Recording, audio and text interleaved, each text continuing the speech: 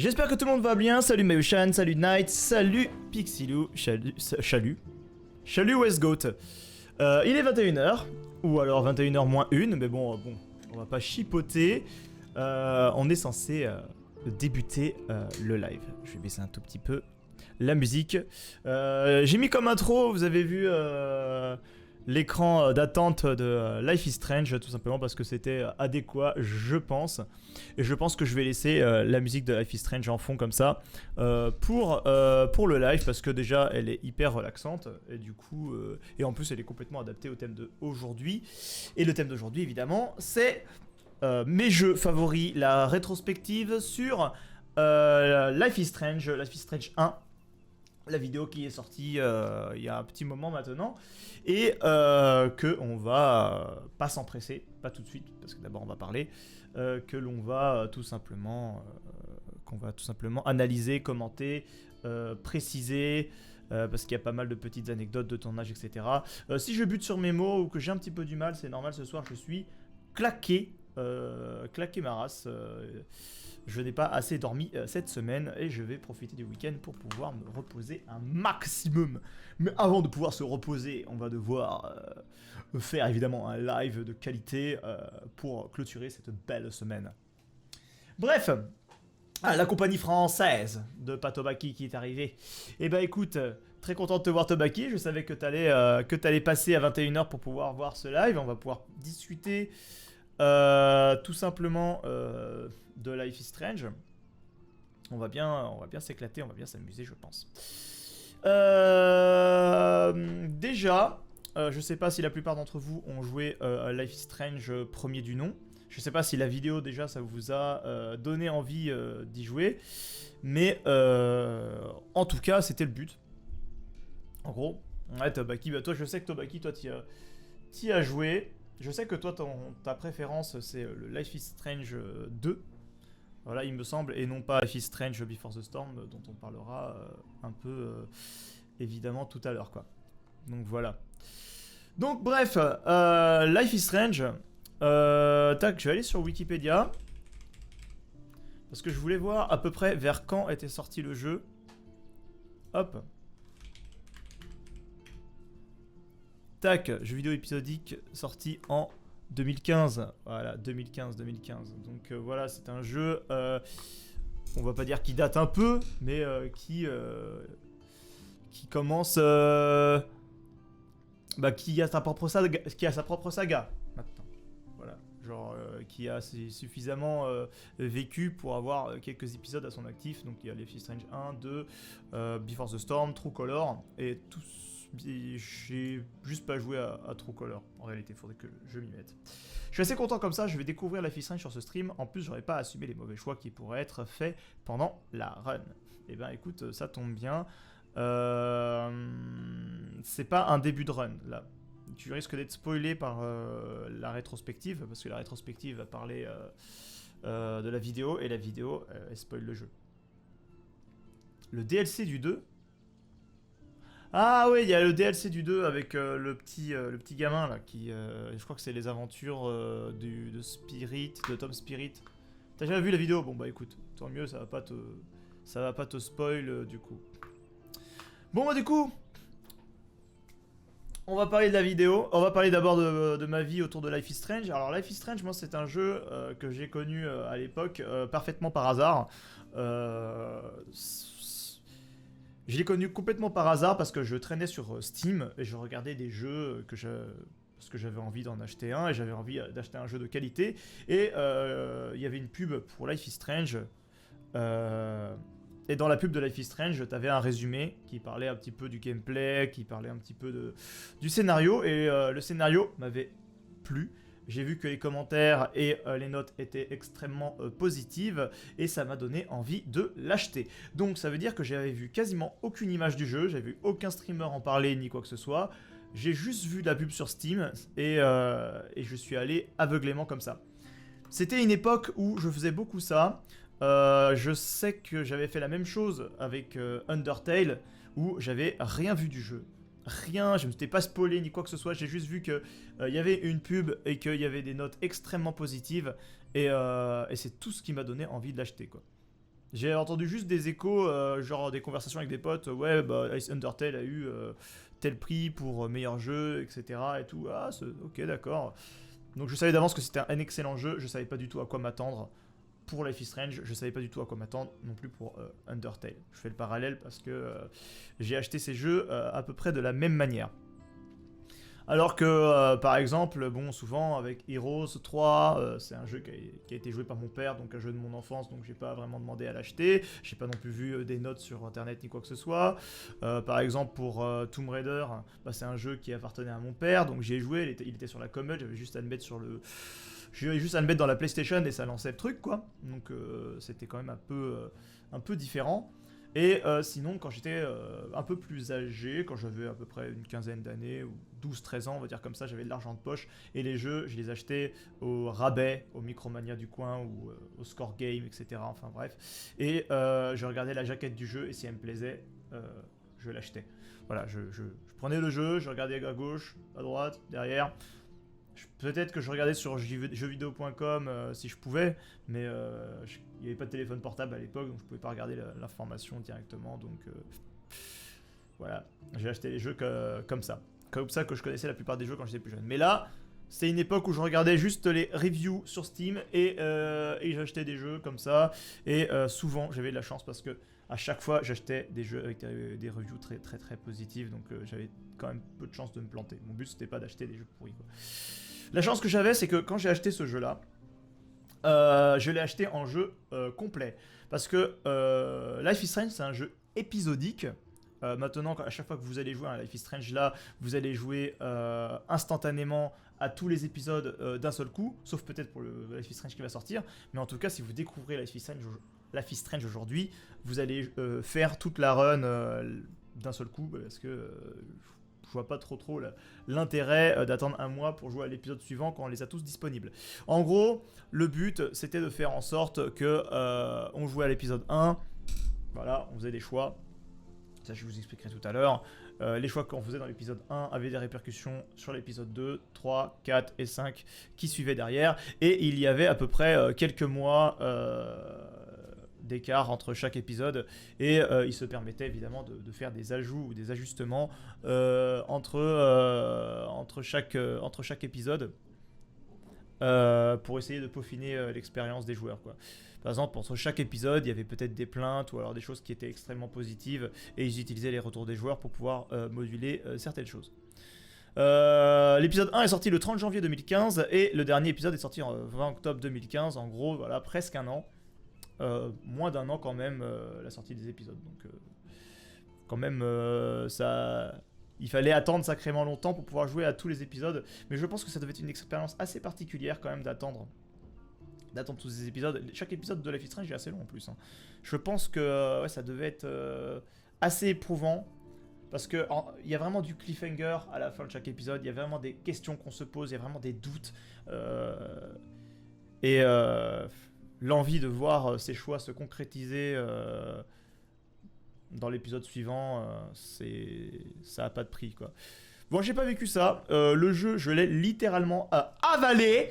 Je l'ai gobé d'une seule traite et j'ai grave kiffé. Et j'ai pas pu m'empêcher. J'ai pas pu m'arrêter, quoi, en gros. En vrai, voilà, je crois que j'ai passé genre quelques jours à y jouer seulement sans m'arrêter. Bon, j'ai geeké comme un gros taré. Et j'ai tellement adoré que derrière, j'ai rejoué au jeu. Instantanément, quasiment. J'ai rejoué au jeu pour le faire une deuxième fois parce que je voulais voir ce que ça faisait de faire des choix différents. Voilà, je répète, Life is Strange, c'est un jeu à choix. Les choix ont des répercussions. Elles sont parfois très importantes dans le jeu. Vraiment, ça change énormément de lignes de dialogue. Et ça coupe même certaines scènes. Et ça peut même débloquer des scènes secrètes de faire certains choix. Et certains choix qu'on fait, des petits choix mineurs, ça peut avoir des répercussions qui sont toutes petites, qui sont minimes aussi, et qu'on peut apercevoir ici et là. Il y a un tag sur un mur, par exemple, qui peut ne pas être là ou être là selon les choix que tu as fait. Par exemple. Et ça, si tu es curieux, c'est un jeu qui récompense les curieux, et ben tu t'en aperçois, quoi. Et c'est pour ça que rejouer au jeu, c'est intéressant, parce que tu fais des choix différents, Et en faisant des choix différents, tu te rends compte qu'il y a des choses qui ont changé par rapport à ta première run. Donc c'est un jeu qui se rejoue très très bien. Et du coup, moi, j'ai joué au moins 4 ou 5 fois tout seul pour tout faire. J'ai tout fait. Le jeu, je l'ai terminé à 100%. J'ai tous les défis. J'ai vraiment fait tous les choix dans n'importe quel sens. J'ai apporté le moindre personnage. Et c'est hallucinant parce que même sur mes dernières runs, j'ai découvert des choses. Par exemple, il y a des personnages à qui je parlais pas trop. Mais vraiment pas du tout, et que je pensais qu'il n'y avait pas de profondeur, je pensais que c'était des personnages figurants. Et ben, sachez que quand vous discutez avec ces personnages-là, qui sont beaucoup moins importants dans le jeu, et ben vous vous rendez compte qu'ils ont une backstory importante, vous pouvez les parler et leur reparler. Si vous leur parlez même une troisième fois, vous avez des lignes de dialogue supplémentaires encore. Vous pouvez remonter dans le temps pour les reparler et avoir encore des lignes de dialogue supplémentaires par rapport aux informations qu'ils t'ont données. Tu peux un petit peu manipuler les choses, malheureusement aussi, enfin, ou heureusement, je veux dire, mais c'est un peu malheureusement du côté moral de la chose, mais on t'apprend à ne pas manipuler le temps comme ça à la fin du jeu parce qu'il y a une morale dessus. Mais en gros, voilà, pour te faire bien voir par les autres, tu parles, et tu remontes le temps et tu lui dis au gars quelque chose qu'il a, ou à la fille quelque chose qu'il a envie d'entendre, quoi. C'est un truc de ouf, quoi. Tu dis juste la chose que la personne a envie d'entendre et du coup elle t'apprécie et du coup tu modifies un peu l'appréciation que les gens ont de toi comme ça, quoi. Vous imaginez, on peut faire ça dans la vraie vie, quoi. Si je pouvais faire ça, si j'avais ce pouvoir de Max dans la vraie vie, je l'aurais utilisé pour plein de choses comme ça, quoi. Genre, dès que j'avais fait une erreur à la con, que j'aurais mal dit, ou j'aurais fait une petite connerie, hop, petit retour en arrière, et je fais pas la connerie, voilà. Ou je dis quelque chose pour penser les gens dans le sens du poil, voilà. Évidemment, je le ferai pas parce que j'ai vu Life is Strange et je sais que moralement c'est quelque chose de pas terrible. Remonter le temps pour se faire apprécier des gens qui ne nous apprécient pas forcément, ça ne sert à rien. Voilà. Bon, en fait la vision c'est la drogue d'Astral. Non, ça a été la drogue pendant un petit moment et non c'est plus une drogue. Voilà. Et de toute façon, là, Life is Strange, là on parle de Life is Strange 1. Life is Strange 1 qui est mon jeu vidéo, un de mes jeux vidéo préférés, favoris, et qui est mon Life is Strange préféré. Pour beaucoup, Life is Strange préféré des joueurs aussi, le 1. Mais je connais des joueurs comme Julie, une pote à moi, ou Tobaki, qui eux ont une préférence pour le 2, qui est un excellent jeu. Moi, alors d'ailleurs, alors déjà, moi, oui, j'ai du mal avec les suites de Life is Strange. Beaucoup de mal. Salut Sam! Putain, il y a Sam le touriste avec qui j'ai discuté récemment parce qu'on parlait du JDG. Merci pour l'abonnement. Ça me fait trop plaisir.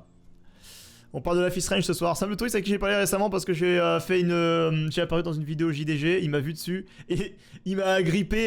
Il m'a dit ouais! D'ailleurs, au passage, Sam le touriste qui ouvre un bar en août sur Nantes. Je sais pas comment ça va s'appeler, Sam, je te fais la petite pub ici, mais moi je passerai en tout cas dans ton bar à jeux. C'est un bar à jeux de société. Quand il m'en a parlé, ça m'a fasciné parce que j'adore les bars à jeux de société. Il y a un bar à jeux de société sur Rennes qui s'appelle l'heure du jeu qui va fermer d'ailleurs, c'est un peu triste, mais bon, c'est comme ça. C'est une économie qui est difficile à tenir, mais en tout cas, c'est quelque chose qui est formidable. Donc, moi, trop passionné, donc je viendrai. La taverne des aventuriers. Ce sera la taverne des aventuriers. La taverne des aventuriers sur Nantes, si ça vous intéresse. Passez-y, quoi. Passez-y, les enfants.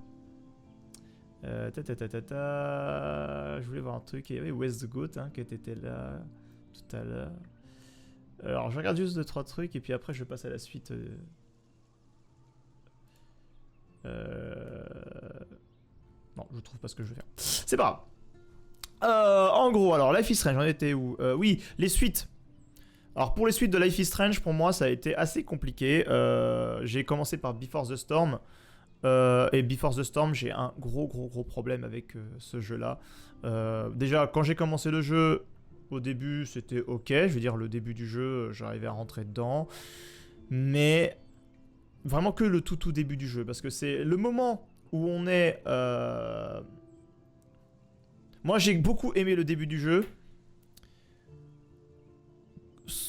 Oh putain, quand est-ce que ça se passe ça déjà? Voilà, il y a un concert.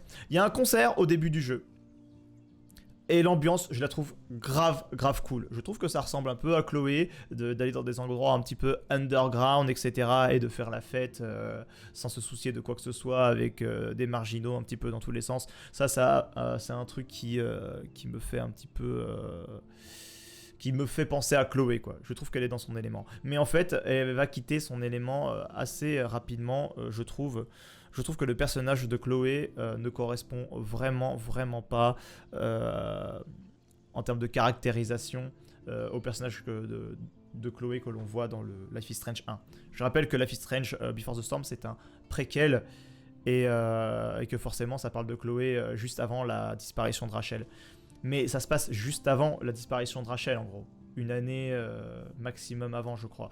Et la différence, je trouve, de caractérisation, la différence de mentalité qu'il y a entre la Chloé d'il y a un an et la Chloé d'aujourd'hui, on parle de temporalité, Life is Strange 1, elle est énorme, quoi. Je veux dire, tu ne changes pas du tout au tout comme ça, juste parce que Rachel a disparu. Elle est... Je veux dire, il y a quand même des syndromes... Elle est vraiment quand même un peu Chloé, quoi. Elle s'engueule avec son beau-père, elle quitte un peu la baraque pour aller faire des trucs un peu marginaux, mais elle est plutôt calme. Elle est plutôt... à part le fois où elle s'engueule avec quelques personnages, elle reste un peu posée, tu vois. Genre, elle est moins agressive, elle est moins sur les nerfs, moins tendue, tu vois. Alors que, putain, elle est beaucoup plus punchy, tu vois, dans le premier Life is Strange. Elle va à fond, elle est très souriante, elle saute partout. Là, elle se contient, elle se maintient, je sais pas, ça correspond pas du tout au personnage. Et alors Rachel, alors ça c'est le plus gros souci de Life is Strange Before the Storm, c'est que en fait, Rachel c'est un MacGuffin. Ça veut dire c'est quelque chose dont on parle pendant tout Life is Strange 1, sur lequel on conserve un mystère énorme parce qu'on ne la voit jamais. Et en fait c'est ça qui fait l'intérêt aussi du premier Life is Strange, c'est que pendant tout le jeu, on se demande ce qu'elle est devenue et tout se concentre autour de quelque chose qui n'existe finalement plus parce que voilà, elle est morte. Et tout le mystère va s'épaissir autour de cette personne et le fait de ne pas la montrer, c'est d'autant plus fort. C'est des choses... On va avoir beaucoup d'empathie pour cette personne-là qui n'existe pas, je sais pas pourquoi. Notre imaginaire va se travailler autour de cette personne-là. Et dans Before the Storm, cet imaginaire, il va être cassé pour énormément de joueurs. Parce qu'on va caractériser, on va donner vraiment une tête à ce personnage et on va briser le mystère.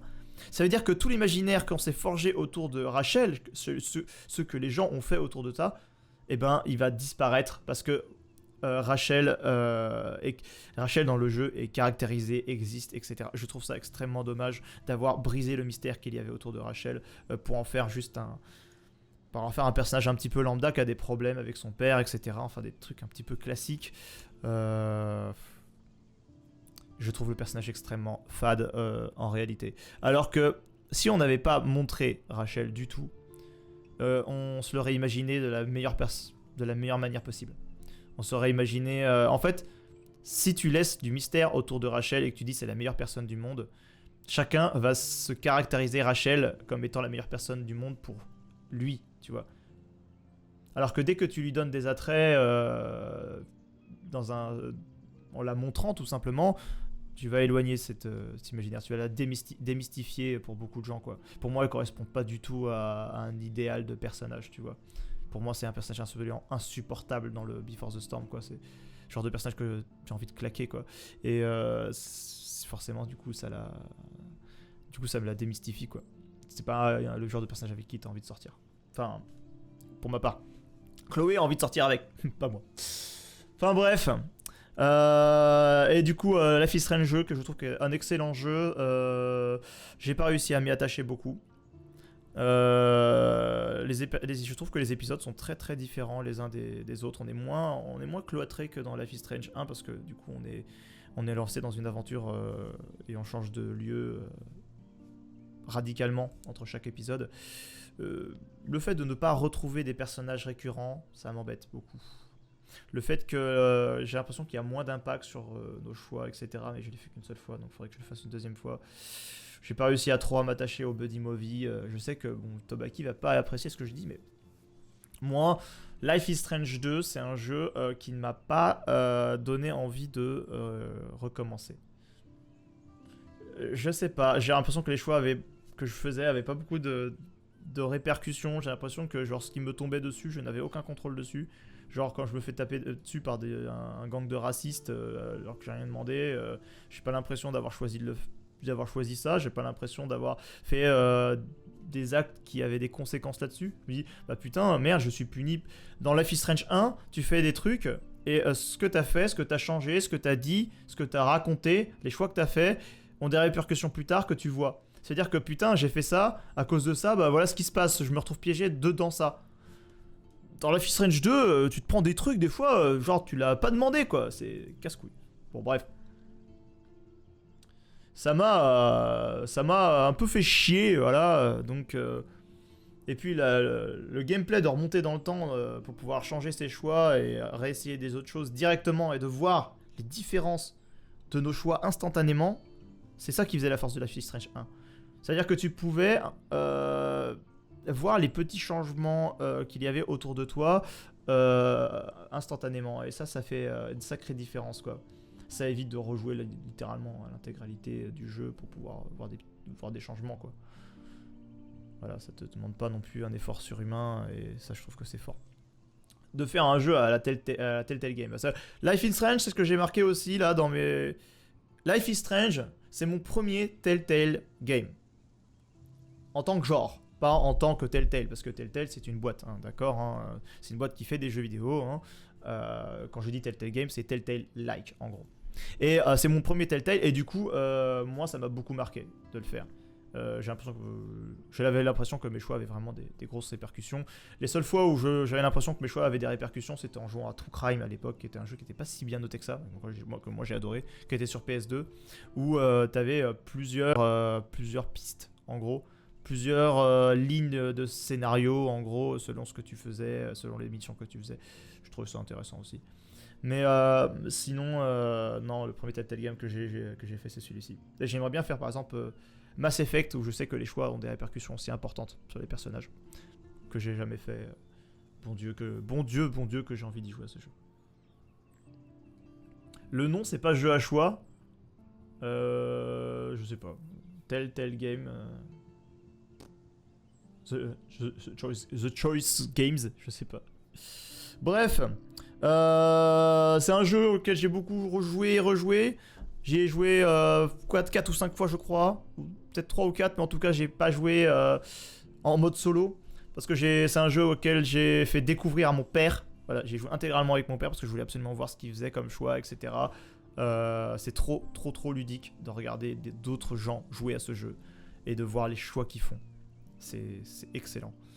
Et c'est un jeu ensuite que j'ai fait découvrir à mon ex, hein, à l'époque, et je l'ai intégralement vu jouer au jeu, et j'ai trouvé ça hyper intéressant de voir les choix qu'il faisait. Du coup, c'est hyper intéressant de regarder les autres joueurs jouer, parce que en plus, ça permet de voir à peu près l'esprit moral qu'ont les gens. Ça permet de voir à peu près les choix qu'ils feront en réalité. Moi, pour ma première run, j'ai fait que les choix que j'aurais fait moralement, personnellement. Et de voir ce qui se serait passé... pour ma tronche, pour de vrai, quoi, un petit peu. Et après, bah, j'ai essayé de faire des choix qui étaient quasiment en antithèse de ce que j'aurais fait. J'ai fait exactement l'inverse. C'était ma deuxième run. Puis pour la troisième run, j'ai essayé de compléter en faisant des choix que je n'avais jamais fait. Voilà. En gros, c'était ça l'esprit, tout faire et essayer de tout voir, quoi. Je fais tout comme je ferais normalement, je fais tout exactement à l'inverse de ce que je ferais normalement, et ensuite je complète. Voilà, c'était ça mon idée. Sinon, claque musicale, évidemment, il y a Sid, comment il s'appelle l'auteur-compositeur de ces Obstacles, Sid Meier's, j'allais dire Sid Meier's, c'est ça, je cherchais, je voulais pas me tromper. Sid Meier's qui a fait toutes les chansons, toutes les musiques que vous entendez ici à la guitare, voilà, c'est lui qui les a fait. Pour le jeu, et sinon il avait écrit 2 musiques avant que le jeu sorte, qui s'appelle Obstacle et l'Obstacle qui est magnifique, et To Love of You aussi, qui est 2 musiques une qui sert à ouvrir le ouais, c'est 2 musiques magnifiques quand vous entendez dans le jeu, une qui sert à ouvrir littéralement le jeu, qui est une des musiques d'intro qui se passe quand on découvre le collège, le lycée. Et une autre musique que l'on entend, je crois, à la fin d'un des épisodes, qui est Obstacle, qui est magnifique. Genre, c'est juste des musiques absolument incroyables. Je suis en train de regarder les albums là, de Sid Meier's. Et voilà, ils ont collaboré avec Sid Meier's qui a fait la musique que vous entendez là aussi. Là. Et dire qu'il y a quelques années, la télé se moquait des gens qui regardaient les gens jouer à des jeux vidéo. Ben, c'est hyper intéressant en vrai de regarder certains joueurs jouer à des jeux vidéo. Genre, les gens qui se moquent des gens qui regardent des gens jouer aux jeux vidéo, c'est complètement con parce que c'est hyper intéressant. Et il y a plein d'aspects intéressants, il n'y en a pas qu'un seul. Par exemple, c'est intéressant socialement de voir les choix que les gens font sur certains jeux. Parce que les jeux, c'est extrêmement complexe. C'est extrêmement intéressant de voir de l'e-sport, voir de la compétition, c'est-à-dire quelles sont les mécaniques que certains joueurs vont utiliser pour l'autre joueur. C'est génial à regarder, c'est super intéressant, hyper enrichissant. Et si toi-même tu veux te mettre au jeu, et ben ça te permet d'apprendre aussi. Par exemple, si tu regardes du Smash Bros et que tu joues à Smash Bros, bah tu vas apprendre à jouer à Smash Bros quoi. Tu vois, en regardant des gens jouer, c'est hyper important. Donc il n'y a pas que ça, hein. Là j'ai parlé d'e-sport, là j'ai parlé aussi de jeux à choix, où ça permet tout simplement de se détendre en écoutant quelqu'un jouer que l'on apprécie. Voilà, ça permet d'avoir un petit peu de compagnie, d'entendre une voix qui nous rassure ou une personnalité qui nous plaît. Genre, il y a tellement de choses qui rentrent en jeu, quoi. Genre, c'est du foutage de gueule quand c'est des gens de la télé qui se plaignent des gens regarder jouer à des jeux vidéo alors que eux, clairement, à la télé, on les regarde parler, quoi. C'est tout. Donc, c'est tout aussi ridicule. Voilà. Ce n'est pas ridicule, hein, bien sûr. Hein. Il y a plein de débats à la télé qui sont hyper intéressants. On les regarde discuter, c'est très bien. Hein. Il n'y a pas de souci, il y a plein de choses à apprendre là-dessus. Mais en tout cas, ils n'ont pas à juger les gens qui jouent. Sinon, voilà, j'ai parlé du gameplay qui était très particulier de Life is Strange. Et ça m'a énormément plu. Le fait de remonter le temps, le fait d'avoir des choix qui changent les choses réellement. Même si la finalité de Life is Strange ne sera pas extrêmement différente d'une partie à l'autre. Hein. C'est pas genre t'as 1000 fins différentes, hein, faut pas déconner. Mais par contre, le voyage est un peu différent. Ça, c'est hyper important. Hein. Le voyage que l'on fait, les répercussions de nos choix se répercutent directement d'un épisode à l'autre. Et on les perçoit, on les sent. On les sent dans notre voyage. Et à la fin, la conclusion est quasiment la même. Presque la même pour toutes, il y a quelques petites exceptions. Il y a deux fins et une fin un peu cachée, qui n'est pas vraiment une fin, qui est une scène d'avant, qui se passe avant la fin, qui récompense certains choix, qui est super intéressante, dont je vous parlerai peut-être tout à l'heure. Et voilà, ce qu'il y a de très très intéressant. Une dernière chose qui est hyper intéressante évidemment dans Life is Strange, et c'est pour ça que le jeu est si bien, c'est que le scénario, il est excellent. Le gameplay est au service du scénario, mais d'une puissance dans ce jeu, c'est incroyable. Undertale est du même acabit pour ce genre de choses. En gros, le fait de pouvoir utiliser le fait d'avoir un pouvoir qui remonte le temps et d'utiliser toutes les astuces de scénario que l'on connaît et que l'on puisse nous-mêmes avoir un impact là-dessus, genre c'est fou à quel point le scénario tourne autour de tout ça avec brio. Je trouve ça incroyable. Et la caractérisation des personnages, elle est faite mais d'une manière magistrale dans le jeu. Tous les personnages sont gris. C'est pas du tout manichéen. J'aime bien le manichéen dans certains films. Hein. J'aime bien que certains Disney quand ils sont manichéens. J'aime bien certains Spielberg quand ils sont manichéens. Quand c'est manichéen, mais de manière assumée. Ça j'aime bien. J'aime beaucoup quand c'est manichéen assumé. Quand ça l'est pas, c'est juste raté. Mais alors là, tous les personnages sont ni blancs ni noirs, ils sont gris, ils sont hyper complexes. Ça t'apprend à aimer les êtres humains. Ça t'apprend à aimer tous les êtres humains dans la vie, et c'est ça qui est incroyable. C'est-à-dire qu'il n'y a rien à jeter chez un homme de manière générale. De manière générale, je veux dire, je prends quand même des guillemets, mais il y a quand même peu de choses à jeter chez quelqu'un. Quand tu apprends à le connaître, tu sais qu'il y a toujours du bon en lui. On voyait ça avec David Madsen. C'est peut-être quelqu'un qui est à réac. C'est peut-être quelqu'un qui est du coup qui va pas vous plaire parce que il est très, on va dire, c'est quelqu'un qui peut passer pour un facho. En gros, hein, voilà, on va dire les mots, mais qui derrière se bat pour sa famille, qui aime réellement sa femme, qui aime réellement Chloé, et qui pense à la sécurité de tout le lycée dans lequel il travaille, quoi. Voilà, donc il pense pas du tout à mal. Voilà, c'est le personnage qui peut le prendre le plus de critiques dans la gueule. Et oui, le F-word, bon bah tout, tant pis, hein. Il y en aura un seul. Je pense pas que ça aille. Enfin, mais par exemple, voilà, c'est pareil. Je en parle dans la vidéo, mais il y a comment il s'appelle oh, le personnage qui est amoureux de Chloé là, Wilson. Non, c'est pas ça, c'est what ah merde. Bon bref, il y a des personnages qui sont ultra cool comme putain.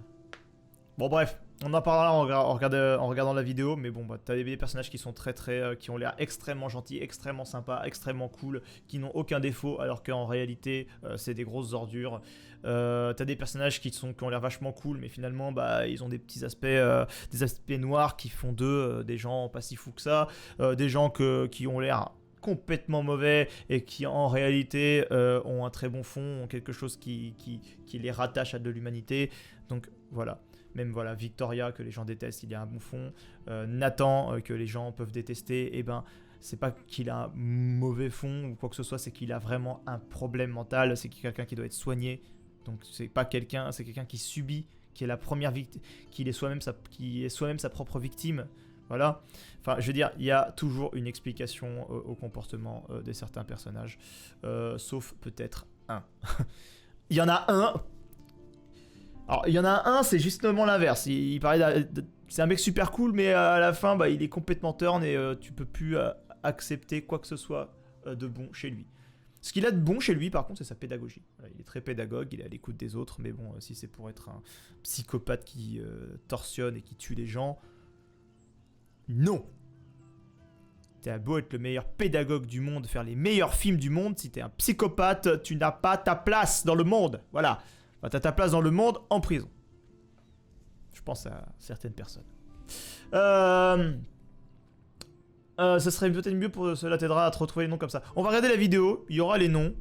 Et comme ça va nous permettre de facilement y aller. Parce que là, j'ai Max, j'ai Chloé, j'ai David Madsen dans la tête, j'ai Joyce, j'ai tous ces personnages-là. Et par contre, j'ai d'autres personnages dont j'ai oublié le nom. J'ai Victoria, j'ai Nathan. Je sais pas, il y a le dealer de drogue aussi, il y a Franck, qui est un mec très humain finalement. Mais bon, c'est à cause de lui aussi que Rachel est morte. Voilà. God of War. Les personnages gris. Très gris de peau, au passage. Ok.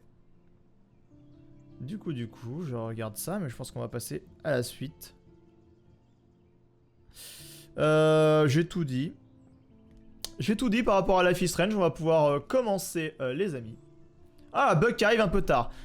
T'as loupé 44 minutes. Parce que j'ai parlé directement. T'as loupé presque voilà, 3 quarts d'heure où on parlait de Life is Strange et des tenants, des aboutissants, de tout ce qui fait que j'adore ce jeu, quoi. Voilà. Ouais, j'ai parlé de la musique avec Sid Meier's. J'ai parlé du fait que j'ai terminé à peu près 4 à 5 fois. Je ne compte même pas les 2 fois où je l'ai fait avec mon père ou mon ex. Il y a... voilà, c'était mon premier Telltale, l'histoire est incroyable, l'écriture des personnages, la caractérisation est folle. Vraiment, les personnages sont gris, etc. dont je parlais. Qu'est-ce que j'ai dit encore? Jeu découvert par hasard hein, sur Steam, juste grâce aux notes, donc je n'ai pas du tout été spoilé, donc c'était une grande chance. Comme Undertale, le jeu n'a pas du tout été spoilé. Et bon Dieu que c'est un jeu où le spoil est violent. Il y a des jeux comme ça, si tu es spoilé, le jeu n'a plus d'intérêt presque d'être joué. C'est le cas d'Undertale. C'est pas le cas de Life is Strange, mais c'est quand même très dommage de se faire spoiler Life is Strange, parce que y a quand même des choses qui ont beaucoup d'impact, et là ça serait dommage de se faire spoiler. Et sinon, c'est un jeu qui se redécouvre tout le temps, qui est hyper rejouable. Genre là, je pourrais refaire une partie en tentant et en redécouvrant d'autres trucs, en étant plus curieux encore. Voilà. Et si vous voulez être curieux, évidemment, il va y avoir le let's play de Life is Strange, que je vais commencer dès la semaine prochaine. Où je vais vous donner tout dans les moindres détails du jeu. Voilà, et vous donner et vous dire tout ce qui m'a marqué, etc. Tout ce que je connais. Comme Michael Jackson. Il est gris comme Michael Jackson. C'est très drôle ça. C'est très drôle. Bon, la semaine prochaine ça va être live ça va être live Life is Strange pendant plusieurs semaines, je pense, parce qu'on va faire un épisode par semaine. Et je vais essayer de faire en sorte que Heroes ça se termine. Mais sauf que Heroes, je sais pas quoi faire avec cette partie. Mais ça sera autre chose. Bon, on va passer à la rétrospective, évidemment. On va couper cette musique de ces morts qui traînait derrière depuis tout à l'heure. Alors, on passe évidemment en mode... Voilà. Ça, c'est moi. C'est ma gueule. Et ça aussi, c'est moi. Putain, la qualité de la vidéo. 360p. Oh, je peux mettre en 4K. Oh, je suis en 4K. Ouh la vache. Je suis en 4K, putain. 4K, putain.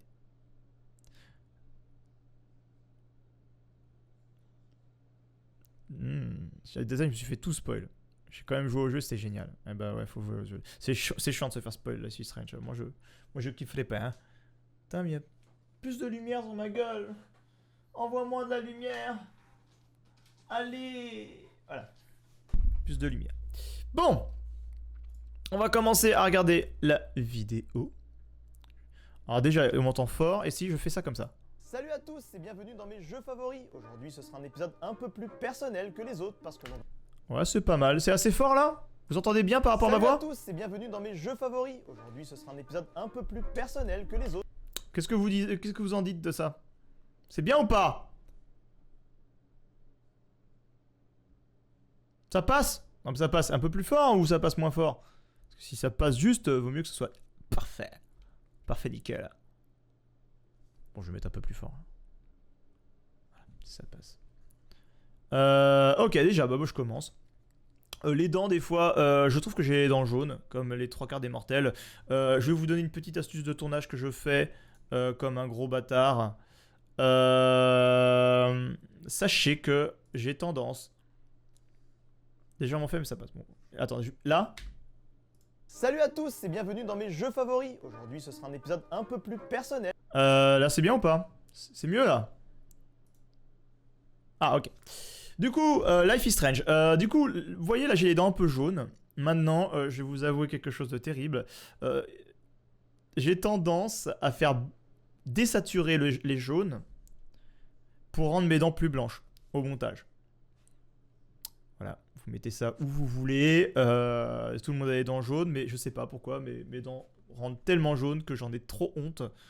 Donc, je vais sur mon outil première, je clique avec la pipette sur mes dents jaunes et je désature et ça les rend plus blanches. Voilà.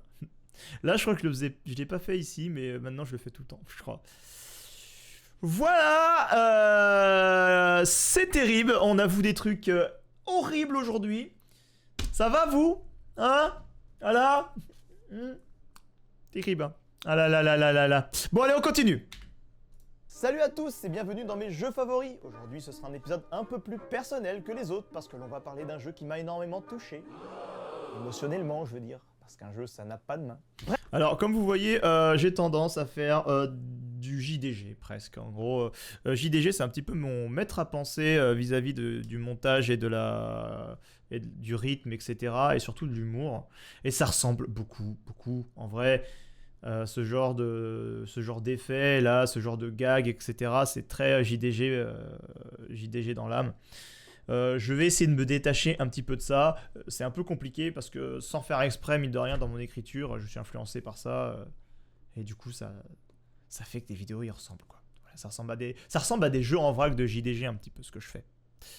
Mais je fais pas exprès totalement. Hein. Ça vient comme ça tout seul, quoi. Je veux dire, il va falloir que je trouve un moyen d'écrire différemment. Mais bon.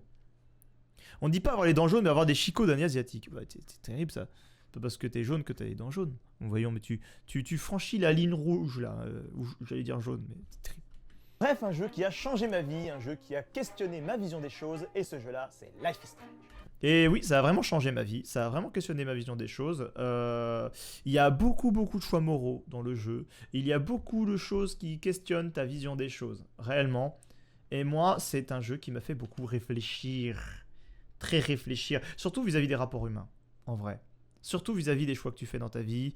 Et surtout vis-à-vis des expériences que tu vis également dans ta vie. Bref, on en reparle. Bon, avant de parler du jeu en lui-même, il est bon de préciser que Life is Strange est ce qu'on appelle un Telltale-like, qui est un genre de jeu vidéo plutôt récent que l'on appelle ainsi grâce au studio Telltale Games. C'est les mêmes mots. Telltale Games a tout simplement popularisé et poussé ce style de gameplay dans la majorité de ses jeux, et ils ont utilisé des licences très connues, comme Walking Dead, Batman, Minecraft, et j'en passe. Non mais Ouais, Telltale Games, on en parlait tout à l'heure, c'est un studio qui est tombé en faillite, hein, tout simplement, parce qu'ils ont essayé de faire trop de jeux, trop rapidement, de moins en moins qualitatifs, en ayant des licences de malades, hein, comme vous avez vu, hein, juste à l'instant, on regardait là, mais regardez regardez Minecraft, regardez les licences qu'ils ont récupérées, quoi. Ils ont récupéré des licences Jurassic Park, Batman, Walking Dead, ils ont même pu faire des jeux Minecraft, et malheureusement, ils ont gâché ces licences-là en faisant des jeux moyens. Ça a été terrible pour eux. En fait, les gens se sont plaints qu'on avait l'illusion du choix. En vrai, le problème dans les Telltale, c'est que on faisait des choix qui avaient des répercussions qui étaient tellement pas présentes que bah, tu avais l'impression que ça servait à rien. C'est-à-dire que pour l'immersion, l'illusion du choix, elle est hyper importante.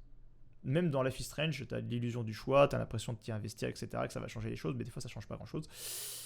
Mais au moins, t'es beaucoup plus investi dans le jeu. Et bah, ils ont parié que sur ça, et les choix avaient tellement peu de répercussions que t'avais plus trop envie de t'y investir, et les gens se sont détachés au fur et à mesure. Trop de jeux, pas mauvais, mais trop de jeux médiocres au fur et à mesure, et ben ça a fait que les gens sont partis, ils ont coulé, quoi. Voilà. Les Walking Dead, c'était les meilleurs. Les Walking Dead, c'était les meilleurs, et puis ça a baissé en qualité. Les jeux Minecraft n'ont pas trop plu à la communauté. Batman, je sais plus trop. Jurassic Park, c'était terrible à skip. Mais bon. Voilà.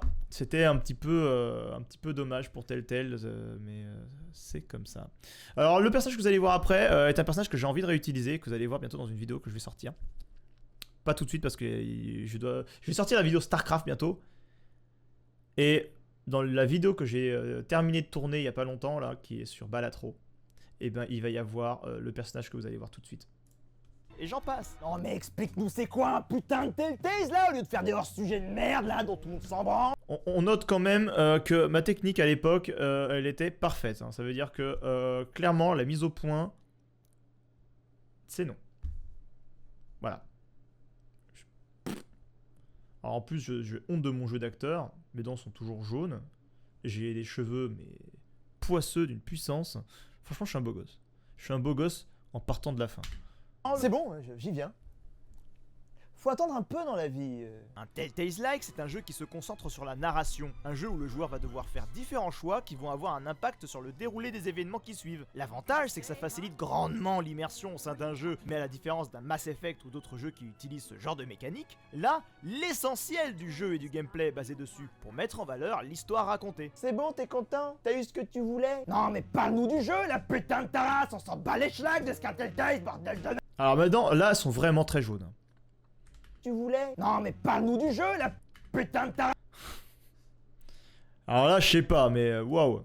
On dirait mes dents, elles vont tomber, tu sais. La honte. Ah, on s'en bat les schlags de ce qu'un Telltale, bordel de merde. Je vais t'appeler Monsieur Démonétisation, je crois. Alors dans Life is Strange, vous incarnez Max Scofield, une fille naturellement plutôt discrète qui vient de... Ouais, maintenant je mets des rappels... Alors dans Life... Pour dire que mes vidéos contiennent du spoil quand vraiment le jeu est sensible au spoil. Là c'était sensible au spoil, donc j'ai quand même mis cette espèce de rappel. Parce que ça me fait chier. Ça me fait vraiment chier que les gens ne jouent pas à ce jeu. Enfin... J'ai quand même envie que les gens jouent au jeu et qu'ils aient une expérience positive du truc, quoi. Donc, si je leur explique tout et que derrière, putain... ils se gâchent leur expérience, ça me saoule, donc bon, je mets une alerte. Life is Strange, vous incarnez Max Scofield, une fille naturellement. D'ailleurs, au passage, le passage qu'il y a avec Monsieur Démonétisation, là, c'est un passage que j'aime pas trop. Je suis un peu de gêne à le regarder. Je le trouve un petit peu ridicule finalement. Je m'énerve pour pas grand chose. J'ai essayé de donner un petit peu d'action, un petit peu de mouvement dans ma vidéo, mais je le trouve un peu naze. Je trouve cette séquence un peu too much.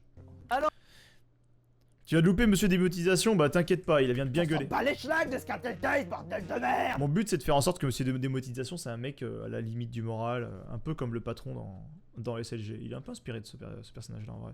Et du coup il se met à gueuler tout le temps, où il est insupportable. En gros, S'il y a un personnage de connard, ça sera lui, quoi.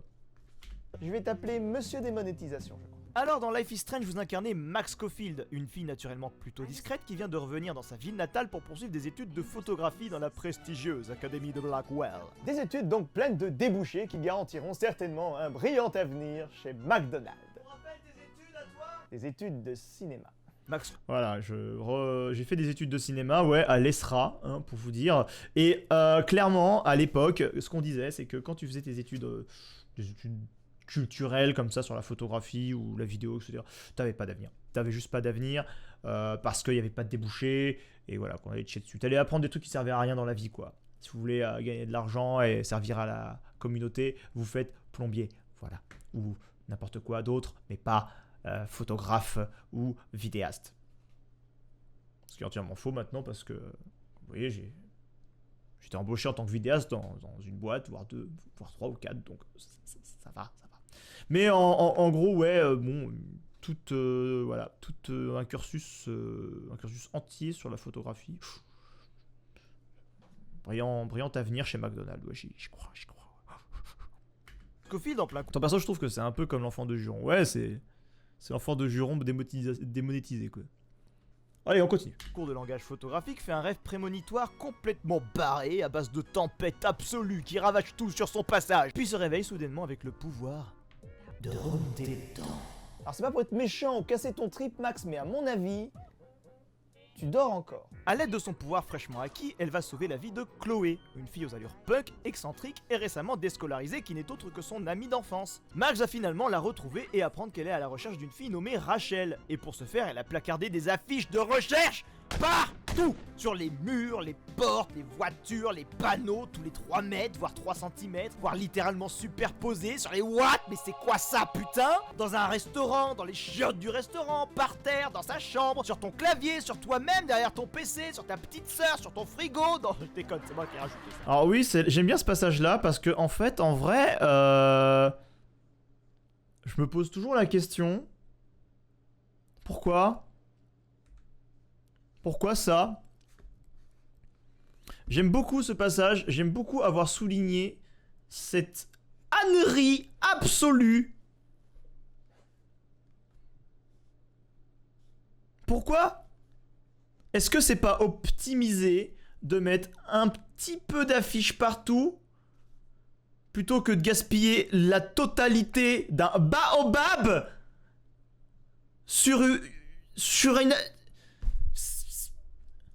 un seul panneau?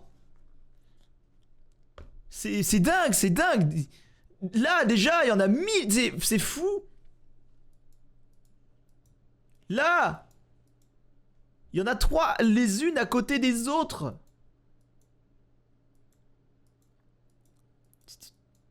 C'est dingue. Je comprends pas. Alors, en termes de logique, je comprends pas. Ça, alors, faut vraiment être en détresse totale pour faire ça. C'est-à-dire que là, vraiment, tu pourrais en mettre dans toute la ville. Ça, tu vois, tu peux en mettre à 10 endroits différents. Mais tu préfères les mettre que dans un seul endroit ici pour optimiser, tu vois. Mais moi, je comprends qu'on a voulu montrer aux spectateurs, faire comprendre qu'il y a... On voulait faire comprendre aux spectateurs qu'il y avait quelqu'un qui était perdu et que c'était important. Mais ça, c'est... Voilà. Regardez, il y a quelqu'un qui est perdu. Il faut pas que vous loupez l'information. Il faut que ça vous rentre dans le crâne. C'est peut-être pour ça qu'il y a autant d'affiches. C'est la seule explication que j'ai. Elle est complètement naze, je trouve. Mais oui, c'est important d'en avoir mis partout. Mais putain, franchement... qui fait ça, quoi. Enfin, je veux dire, après, je dis ça... bon... J'ai regardé un panneau d'affichage tout à l'heure dans la rue, il y avait 3 fois la même affiche pour Asselineau sur le même panneau publicitaire. L'une à côté de l'autre. Donc je me dis, bon, bah, ces conneries, ça existe, quoi. Donc les gens font peut-être comme ça. C'est peut-être la méta, hein. C'est peut-être la méta des affichages. C'est peut-être la méta des panneaux d'affichage actuels, tu vois. Tu vois, il y a une méta pour les jeux vidéo, pour certains jeux vidéo, il y a des métas sur, même sur les jeux d'échecs, etc. Il y a des métas sur quand tu joues à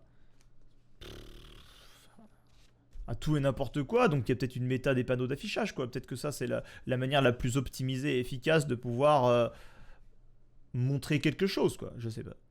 Quoi ça, putain? Dans un restaurant, dans les chiottes du restaurant, par terre, Oui, dans les chiottes, ouais. dans sa chambre, Ah, dans sa sur ton chambre. clavier. Bon, là, je suis de mauvaise foi, parce que par terre et dans sa chambre, par terre, bah, elles ont juste volé et sont tombées, quoi, par terre. Par terre, dans Et sa dans sa chambre, bon, bah, c'est peut-être logique, il lui reste une pile de trucs, et puis voilà, voilà, c'est de la mauvaise foi. chambre, sur ton clavier, sur toi-même, derrière ton PC, sur ta petite Ça, c'est ma petite sœur, ouais, ouais. sœur, sur ton frigo, dans... Je déconne, c'est moi qui ai rajouté ça. J'ai compté, elle a posé très exactement 3675 affiches. Non, je déconne. J'ai pas compté. La blague du comté. Bref, Max va alors raconter à Chloé qu'elle lui a sauvé la vie à l'aide de son pouvoir de remonter le... Je suis un peu bâtard parce que c'est l'un de mes jeux favoris et franchement, j'ai fait beaucoup de mauvaise foi et je me moque beaucoup du jeu. Mais c'est pour elle. Voilà, c'est pas méchant, tu vois. C'est un de mes jeux favoris, mais j'aime bien pointer du doigt les petites choses qui vont pas, qui me font un peu rire.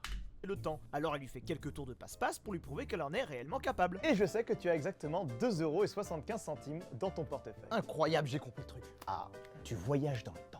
Oh, Elles vont le alors verre est rattraper le dégueulasse. temps perdu en tant qu'amis et enquêter sur ce qui se trame J'avais de pas le même sombre talent sur à l'Académie l'époque, hein. Blackwell. Qu'est-il arrivé à Kate à une des soirées du Vortex Club et pourquoi est-elle si déprimée? Pourquoi David Mansen, le responsable de la sécurité et beau-père de Chloé, fait-il autant de zèle dans son travail? Que peut-on reprocher à Nathan, le fils déséquilibré du riche donateur Prescott? Que c'est Mr. Wells, En vrai, le là, proviseur? Ce que je suis en train de faire, c'est un résumé. Il fallait absolument que je fasse un résumé du jeu pour bien expliquer, pour bien me faire comprendre, parce que sinon c'était un peu compliqué. Un peu comme Link the Sun quand il parle dans ses 50-50 ou ce genre de choses, il fait un résumé complet du film avant de pouvoir aborder clairement les choses, histoire que tout le monde ait bien en tête les tenants et les aboutissants du jeu ou du film en question, quoi. Bah là, c'était fait pour ça. Faut que les gens qui connaissent pas Life is Strange puissent avoir les bases pour comprendre le discours que je vais avoir ensuite. Donc le résumé, il est pour ça. Etc. Bon, c'est saupoudré d'humour et de moquerie, mais etc. Le but premier est évidemment de comprendre ce qui est arrivé à Rachel, et si toutes ces questions sont étroitement liées. Pour cela, Max et Chloé vont donc s'infiltrer en pleine nuit dans l'établissement pour voler des documents au proviseur. Et accessoirement, prendre un bain, hein, voilà. Pour des conneries. Elles vont espionner l'ordinateur de David Madsen, chourer le portable de Nathan, s'arranger avec Frank, le dealer de drogue du coin, et en parallèle de tout ça, Max va avoir des visions de la tempête de plus en plus fréquentes, et va devoir trouver une solution pour éviter que cet événement tragique finisse par avoir lieu dans le futur. Bon, là, je vous ai fait un résumé rapide du scénario, mais j'aimerais revenir sur ce qu'il y a de plus important dans Life is Strange, c'est-à-dire la capacité de Max à revenir en arrière, de pouvoir faire des choix, et de revenir sur ses choix. voilà, ça c'est le principe du gameplay et c'est le centre du gameplay de Life is Strange. Tout tourne autour de ça. Je parle bien du gameplay et du scénario. Le scénario tourne autour de cette mécanique-là. D'ailleurs, j'ai vu des petits passages là. Sachez que ça, bah, c'est le jeu en non remaster. Moi, j'ai jamais fait la version remaster du jeu parce que je la trouvais pas suffisamment différente du jeu original. Peut-être que c'est vraiment plus beau. Je sais pas. Ceux qui ont fait le remaster, dites-moi si ça vaut le coup. Moi, j'ai juste vu qu'il y avait des expressions faciales un petit peu plus intéressantes, un peu plus mieux, mais je suis pas convaincu. Donc, peut-être que je l'achèterai. Bah, je l'achèterai, je pense, un jour, mais là, j'ai pas la thune, donc voilà. Bordel, je viens d'inventer un mot. Ah oui, attends, je suis arrivé trop en avant. Car tout le sel du jeu tourne autour de ça, et ce n'est pas seulement qu'une question de gameplay. Gameplayment parlant. Bordel, je viens d'inventer un mot. Revenir dans le temps vous permet d'obtenir des informations lors des conversations et de pouvoir les réutiliser avec ces mêmes personnes pour obtenir des lignes de dialogue supplémentaires et apprendre toujours plus sur les personnages. Voilà, c'est ce que je disais tout à l'heure. On remonte le temps, on reparle sur les personnages, et là, on a ce personnage-là qui est un personnage. Toujours plus sur les personnages. Allô, oui, sur les personnages. Allô. Ce personnage-là qu'on a, c'est un personnage ultra secondaire, en gros. Attendez. Hop, je retourne là. Voilà, ça c'est des personnages que je découvre après plusieurs sessions de jeu qui sont assis dans un coin et tout, et finalement il y a au moins 10 minutes de dialogue différents à arpenter, quoi. Et quand c'est surligné comme ça, ou souligné plutôt, ça veut dire que c'est quelque chose que tu as appris dans le futur, tu vois. C'est-à-dire que c'est quelque chose que tu as appris dans une autre temporalité. C'est-à-dire que tu as posé une question, elle t'a répondu, etc. Ouais, non, j'ai des problèmes avec ma mère, rien à foutre, dégage. Tu retournes dans le temps, ce qui paraît, t'as des problèmes avec ta mère. Voilà, en gros, en fait, tu sais des choses et quand tu lui en parles, bah, du coup, elle va être étonnée, elle va te répondre différemment, tu vas apprendre à la connaître un peu mieux. Voilà, c'est cool. et tu apprends finalement que cette personne n'est pas une si mauvaise personne que ça. Parce que dans le jeu, elle, c'est une suiveuse en gros. Ça veut dire que tu as Victoria, qui est une sacrée connasse, qui fait plein de conneries. Et elle se laisse un petit peu embrigader par cette fille-là, elle la suit. Et au fond, elle en a un peu rien à foutre. Et même Victoria la saoule un petit peu quand même aussi. Mais ça, on le sait pas, tant que, évidemment, on ne lui a pas parlé. On apprend que finalement, elle est plus préoccupée avec les problèmes avec sa mère et que voilà, je sais plus trop ce qu'elle dit d'autre. Mais tu as d'autres personnages comme ça qui sont très secondaires, qui sont assez profonds aussi. Le fait d'avoir de la profondeur dans n'importe quel personnage du jeu et qu'on peut le découvrir via de la curiosité, c'est génial. Et dans Life is Strange 2, on n'a pas ça. Et c'est ça qui est relou, je trouve. C'est pour ça que je trouve Life is Strange 2 moins bien. Tobaki, tape-moi ici. Complémentaire et apprendre toujours plus sur les personnages. Allô, oui, l'Académie française. Alors j'ai un mot, il est nouveau, je l'ai inventé, je vous jure, il est trop bien. Vous pouvez voir les conséquences à court terme de vos actions et de vos choix, et on vous laisse libre d'imaginer les conséquences à long terme. Comment ça, c'est de la merde, mon idée? Ouais, bah c'est ça, au revoir, au revoir. Au revoir.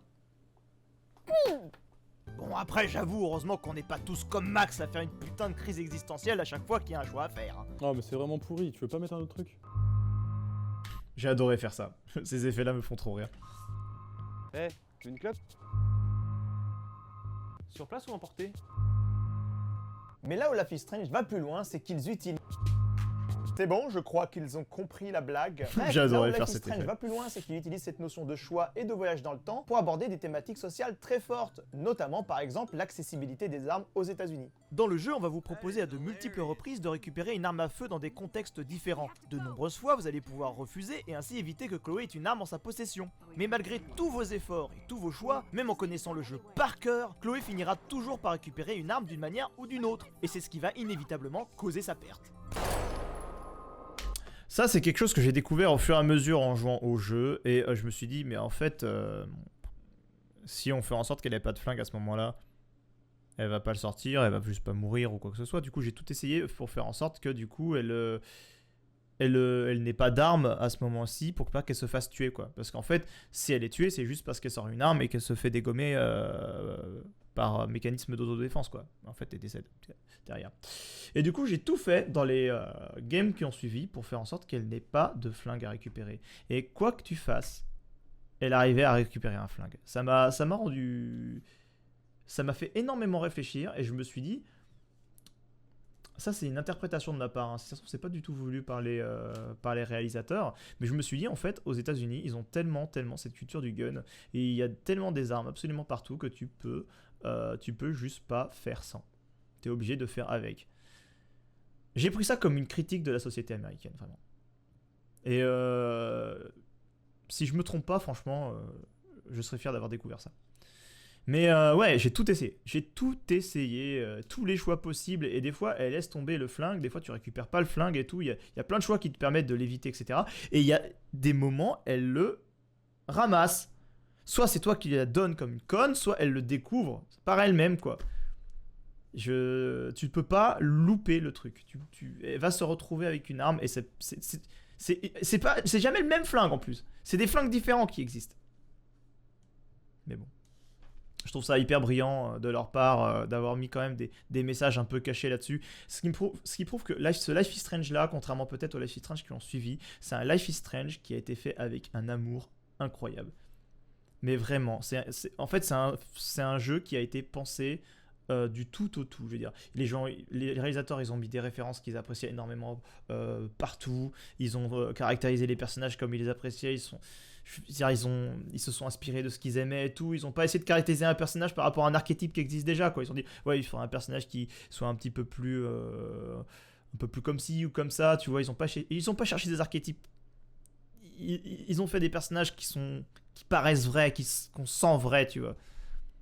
Et des personnages vraiment, vraiment complexes avec des histoires marquantes, des histoires qui nous parlent, quoi. Et avec des sujets aussi qui nous parlent. Alors, les armes à feu en France, ça nous parle pas beaucoup, mais ça parle peut-être déjà plus aux États-Unis. Ils ont dû avoir pas mal de problèmes par rapport à ça. Mais bon, il y a des problèmes de drogue, des problèmes familiaux, il y a des problèmes sociaux qui sont extrêmement importants. Il y a même des questions politiques qui sont abordées, qui sont très actuelles et qui parlent à beaucoup de gens. Notamment, par exemple, les problèmes des handicaps des gens. Je pense que ça parle à beaucoup de familles. La question politique du droit à la mort, en fait, du droit de se faire euthanasier ou non, des questions qui se posent encore aujourd'hui. Il y a plein comme ça de questions sociales qui sont posées. Comme l'a dit un grand gars, la violence n'est pas une solution, c'est la solution. Et le grand gars, c'est Sébastien. C'est un autre Sébastien. Tous les Sébastiens sont cool.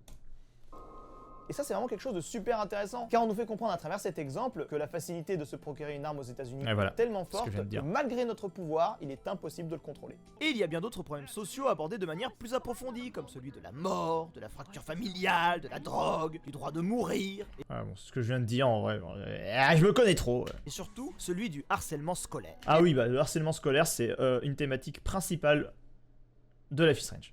Hyper important. D'ailleurs, on va s'arrêter un petit peu là-dessus, car il s'agit d'une thématique qui est très très approfondie dans le jeu, notamment dans l'épisode 2. Dans cet épisode, on se concentre un peu plus sur le personnage de Kate, une jeune chrétienne issue d'une famille pratiquante. Très pratiquante.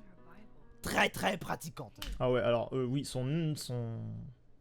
sa cellule, je vais dire, parce qu'on dirait une vraie prison ce qu'elle a là. Il y a des symboles religieux partout. Partout. Incroyable. Une fille généralement plutôt réservée mais qui a été filmée à son insu en train d'embrasser tout un tas de garçons pendant une soirée du Vortex Club. Évidemment, elle ne se souvient plus de rien et la vidéo a déjà commencé à se diffuser sur les réseaux sociaux. Les autres élèves comme Victoria et son groupe de biatch vont se moquer d'elle et propager la rumeur. D'ailleurs, voilà, ça parle de cyberharcèlement. Le cyberharcèlement, ça existe toujours et ça existe de plus en plus. Et surtout avec l'IA, les deepfakes, etc. qui existent maintenant, ça devient quelque chose qui n'est plus qu'attribué aux enfants. Voilà, le cyberharcèlement, ça peut toucher tout le monde dès que, je sais pas, dès que tu te fais pointer du doigt par une communauté qui a envie de te dégommer la tronche. Voilà, on pense au 18-25 par exemple, ce genre de choses. À ta place, je ferais pas trop la maline, Victoria. Je te signale qu'il te reste encore quelques traces blanches d'un liquide suspect sur tes petits. Je suis pas fier de cette blague là. Sale. Et la famille de Kate, au courant de la situation, ne va pas forcément l'aider, mais va même lui tourner le dos, dégoûté par son... J'ai fait cette vidéo il y a longtemps et je trouve ça... La traiter de salope comme ça pour rien, là, c'est naze. comportement qui s'oppose à En ses plus, valeurs. c'est de la peinture, elle s'est pris un pot de peinture sur la gueule tout à l'heure, elle a dû nettoyer ses vêtements, etc. Elle a pris ses deux larbins pour le faire à sa place. Et après, avec Max, on peut choisir de se moquer d'elle ou alors de tout simplement l'aider. Voilà, moi je l'ai aidé. Leur chrétienne. Tous, j'en ai fait partie du 18-25. Mais en fait, le 18-25, bon, c'est un mélange de tout plein de choses, de bonnes choses et de mauvaises. Mais bon, quand tu sais qu'ils ont participé au cyberharcèlement de tellement de personnes sur cette planète, rien que Sardoche. Alors je dis pas que c'est un gros trou du cul, mais bon, personne ne mérite de se faire harceler de manière comme... personne ne mérite de se faire cyberharceler. Voilà. On a ici un problème social très actuel et très fort, avec beaucoup de complexité. Il y a de l'abus de faiblesse, car évidemment Kate s'est fait droguer et a été utilisée, du cyberharcèlement, de l'isolement et de la non-assistance à personne en danger, et évidemment c'est là que vous intervenez. C'est incroyable. En fait, dans Life is Strange, tous ces problèmes sociaux, ils sont vraiment très très approfondis, quoi. Et les rapports humains sont hyper touchants. Je trouve, et surtout ils sont justes.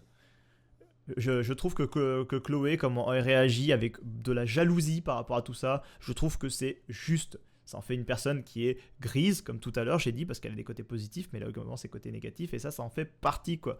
Je veux dire, Max, si elle traîne pas avec Chloé, elle s'énerve un peu, tu vois. Et ça, je trouve ça incroyable. C'est Warren, le mec. Warren, il est gris aussi. Warren, quand il s'énerve, il tabasse, quoi. Il frappe des gens, quoi. Il est violent, en fait. Bon. C'était assez étonné de voir Warren, parce qu'on s'identifie beaucoup à ce personnage-là aussi. Et finalement, Max, elle est curieuse. Mais t'as envie... C'est toi même qui est curieux, tu vois. Mais t'es curieux jusqu'à la maladie, en fait. Tu t'infiltres dans la vie des gens. Tu leur laisses aucune intimité, quoi. Ça en fait de Max un personnage un peu plus gris, un peu plus intéressant quand tu prends les choses de cette manière-là. Mais c'est bien parce que c'est toi-même qui es curieux en participant au gameplay. Du coup, tu participes toi-même à son propre défaut. Je trouve que c'est vachement cool quand même d'avoir fait ça comme ça. Ouais, le harcèlement, c'est quelque chose qu'on a tous un petit peu vécu, mais certains plus que d'autres. Le harcèlement, on l'a tous un petit peu vécu quand on est passé au collège ou au lycée. Bon, il y en a certains qui l'ont pas vécu, mais qui étaient certainement peut-être du mauvais côté, mais bon, ils ont pas dû avoir une vie familiale de fou. Mais il y en a pour qui ça a dû être vraiment très très très très difficile. Hein. Je sais que le collège, pour certains le lycée, mais c'est surtout le collège, ça, c'est horriblissime pour ça. Même moi, je me suis fait aussi harceler au collège quand j'étais en 4ème ou en 3ème. C'est pas vraiment harcelé, mais c'est presque ça. Je veux dire, bref, il y avait 2 nanas qui arrêtaient pas de se foutre de ma gueule tout le temps, qui me pointaient du doigt et il y avait un autre gars de ma classe avec qui j'étais pas forcément ami, qui se faisait harceler de la même manière que moi. Et je ne savais pas du tout pourquoi. Peut-être parce que je m'habillais mal ou j'étais différent. J'en sais rien, tu vois. J'en sais rien. Mais en tout cas, dès que des gros cons qui ont envie de trancher des têtes et qui ont envie de passer leur temps à la récré à ne pas s'ennuyer, bah, ils se foutent de ta gueule et ils vont forcément trouver une raison. Soit parce que t'as un cartable à la con, soit parce que t'as un défaut qui est trop voyant, soit parce que leur plaît pas, quoi, parce que je sais pas. Mais en tout cas, voilà. Moi, j'ai eu qu'un tout petit peu de harcèlement, c'était pas grand chose en vrai. Mais je sais que beaucoup de gens que je connais l'ont vécu, ça c'est sûr. Je sais que Mayushan aussi, elle a vécu du harcèlement au collège. C'est pas drôle. C'est jamais drôle. On sait même pas comment réagir par rapport à ça. Parce que tu réagis avec violence, bah t'es en tort. Tu te laisses faire, t'es en tort aussi un peu. Parce que franchement, tu subis la vie, quoi. Donc il faut faire quelque chose. T'essaies de te défendre, je sais pas, en parlant ou quoi que ce soit, tu te ridiculises encore plus. Tu sais pas quoi faire. Tu sais pas quoi faire dans le harcèlement. Et là, ça parle du harcèlement, notamment, harcèlement scolaire et tout, etc. Et ça parle de l'isolement aussi, d'isolement que beaucoup de gens peuvent connaître aussi. Quelque chose de difficile.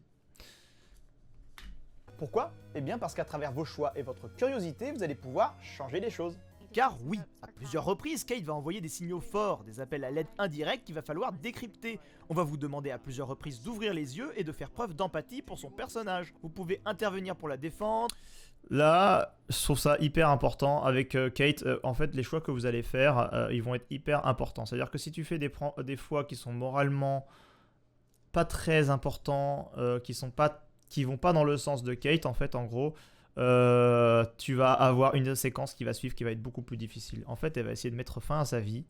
Et globalement, si tu as réussi à obtenir de la confiance avec elle, tu vas pouvoir plus facilement, je vais pas dire réussi, parce que tu peux quand même échouer, tu vas pouvoir plus facilement l'aider à s'en sortir. Et elle va potentiellement ne pas mettre fin à ses jours. Si, par exemple, là, tu fais que les mauvais choix, ça va être pas impossible, mais extrêmement difficile de gagner sa confiance lors de cette épreuve finale, en fait. Entre guillemets, parce que c'est l'épisode 2. C'est le moment le plus fort de tout Life is Strange, mais vraiment. Répondre à ses appels, l'encourager en lui demandant d'aller chercher de l'aide. Voilà, si tu vas voir la police, en gros, ça va l'aider, ça va la soutenir. Quand il y avait vraiment des problèmes comme ça, mais moi, là, je me suis trompé, moi. Moi, en fait, je me suis dit, là, je vous parle de ma première run. La première run que j'ai fait, alors déjà, ici, vous pouvez intervenir. Je suis intervenu, et là, elle, ça l'a fait chaud au cœur parce qu'elle avait besoin d'être aidée. Par contre, mes relations avec David Madsen, forcément, elles ont baissé. Il m'a pris un peu en grippe en disant, mais c'est quoi cette connasse? Du coup, toutes nos actions ont des conséquences dans Life is Strange, positives et négatives. Tout n'est pas positif, tout n'est pas négatif. C'est une question de choix. Et ça, Life is Strange vous le précise à un moment donné. Vous pensez qu'il faut faire des bons choix, en fait, c'est faux. C'est juste, vous avez le choix. Le jeu va pas vous juger en disant putain vous avez fait le mauvais choix quoi. C'est pas ça qu'il faut faire. Il y en a quelques-uns qui sont un peu plus tendancieux, un peu plus comme ça, mais en réalité le jeu ne vous juge pas là-dessus quoi. Si vous avez mis prendre une photo ici, c'est pas moins bien que peut-être d'intervenir tu vois. Mais bon, je pense que voilà, moralement intervenir c'est mieux que de prendre une photo de preuve. Mais si tu te dis prendre une photo, ça peut aider plus tard pour montrer que c'est fait harceler, etc. Voilà, c'est peut-être aussi une bonne façon de penser pour vous.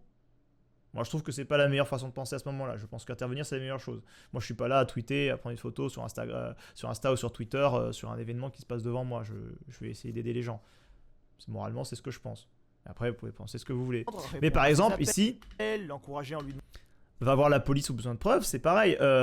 Moi, je pense que moi j'avais pris besoin de preuves parce que je me suis dit à la base, si on voit la police directement, instantanément, il va y avoir peut-être des inquiétudes pour pas grand-chose. Ou alors, qu'est-ce que je m'étais imaginé à la base? Je pensais que c'était juste, ouais, voilà, trop tôt. Je pensais que la police allait arriver, que ça va être non-lieu, qu'ils allaient, voilà, je sais pas, mais en tout cas, dans ma tête, je me disais, besoin de preuves, c'est plus important, quoi, pour éviter de faire une connerie et de faire venir la police pour rien. Bah, en réalité, quand il y a quelqu'un qui se fait cyberharceler, qu'on voit qu'il y a un réel problème, voir la police assez tôt, c'est pas si naze. Voilà. En gros, si tu vas voir la police, elle, ça va la rassurer, elle va se sentir protégée, et c'est peut-être mieux. Voilà. Et du coup, elle va avoir plus confiance en toi. Alors que si tu mets besoin de preuves, elle va se sentir littéralement abandonnée. Genre que tu l'as laissé tomber, et ça va pas lui faire plaisir. Bon, allez, Buck, bonne soirée. Dommage, tu restes pas pour la suite. Je suis triste. Bon, allez, bonne nuit à toi, mon cher Buck. Perso, la période, ça a été primaire, moitié collège. Moi, ça a été surtout collège. Après, on s'est moqué de moi aussi des fois en primaire, mais bon, je rendais un peu les coups, donc ça allait. Demandant d'aller chercher de l'aide. Et si vous êtes curieux, vous pouvez fouiller dans ses affaires pour... Voilà. Le jeu récompense les curieux. Mais ça, c'est récompense les curieuses de manière maladive. Parce que là, tu vas fouiller comme un gros bâtard et tu vas récupérer des indices qui vont pouvoir aider Kate au moment voulu. Mais ça nécessite d'être un fouille-merde. Vraiment. Genre vraiment, ça nécessite de chercher dans tout son appart pour choper des preuves à la con. Enfin, tu vois, quand t'es chez les gens... tu te mets pas à toucher aux objets, à regarder les bouquins, leurs albums souvenirs, à ouvrir les commodes, regarder s'il y a des slips, enfin tu fais pas ça quoi. Bah Max a fait ça. Dans le jeu, tu es la personne qui ouvre la commode pour voir s'il y a des slips. Voilà, c'est comme ça. T'as encore du chemin à faire pour le JDR? Eh bah écoute, bon courage pour le JDR, Buck, n'oublie pas que je suis là pour le JDR.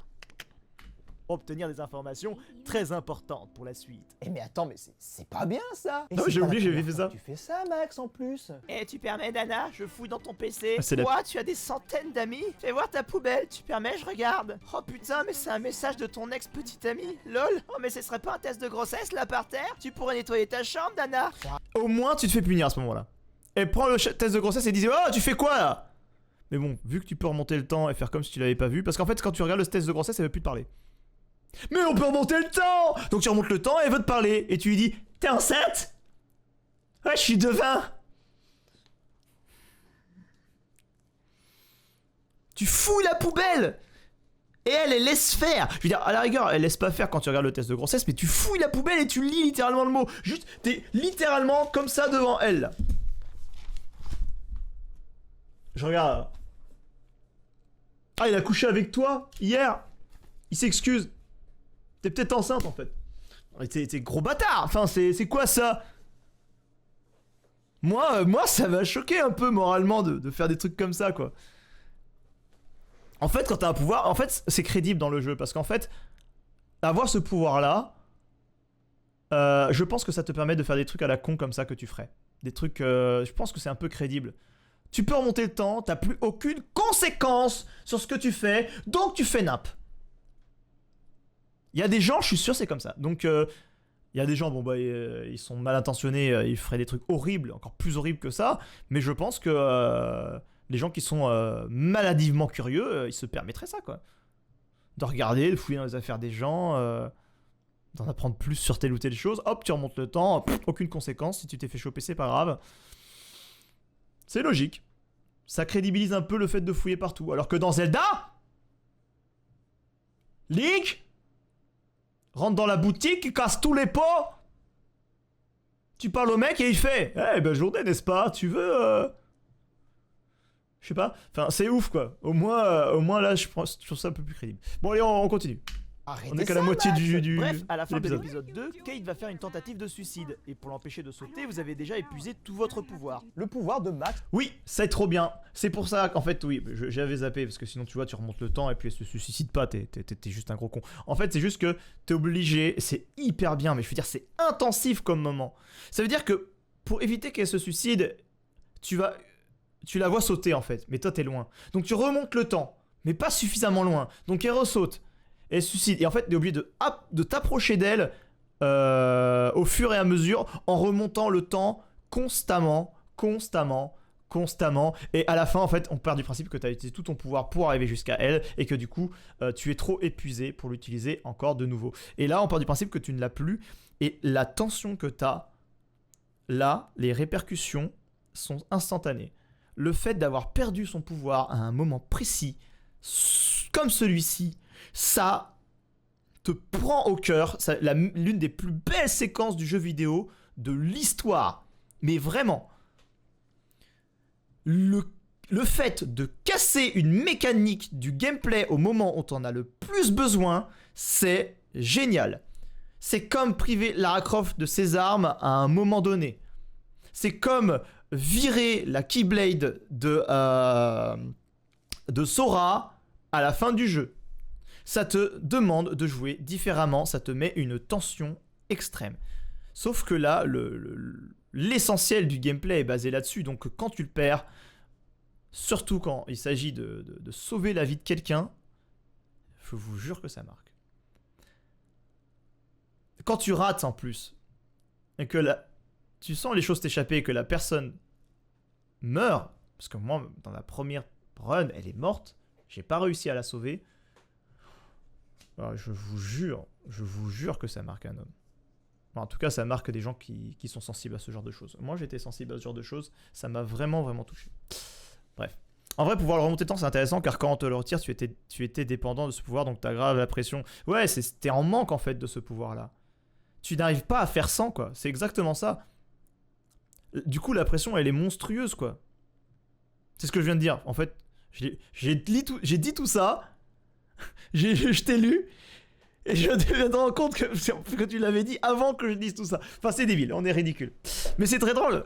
C'est très drôle. Bon, on continue.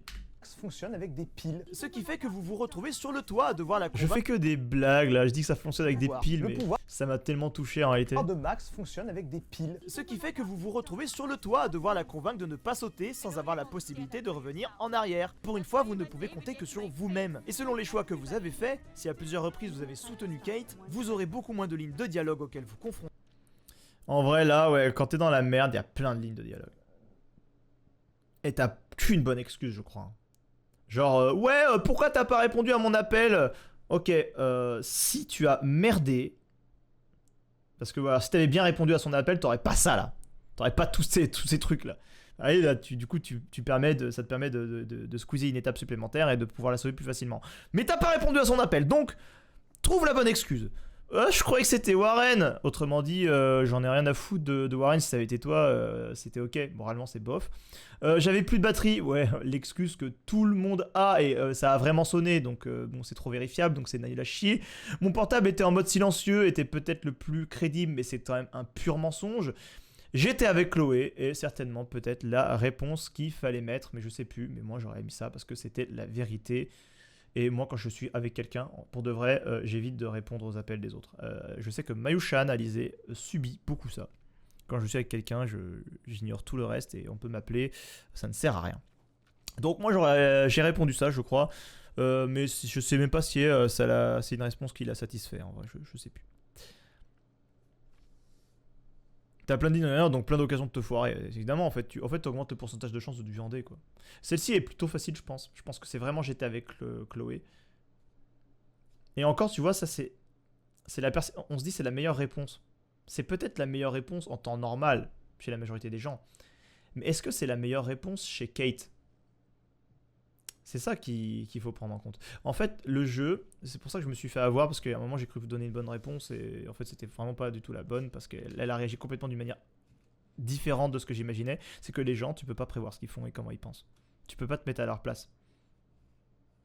Bah moi je pensais, tu vois, ce qui se trouve, si j'étais avec Chloé, et ça se trouve, elle va hyper mal le prendre, tu vois. Peut-être que si tu disais mon portable est en mode silencieux et que tu fais un mensonge, eh ben, elle le prendrait mieux, quoi. Ou peut-être qu'elle va te dire, bah pourquoi tu vas pas rappeler, quoi. Tu sais pas, tu sais pas, t'es pas à la place des gens. Et ça, ce jeu-là, te le rappelle souvent, quoi. Quand t'essaies d'interpréter comment ils pensent, tu te foires, je trouve. C'est bien.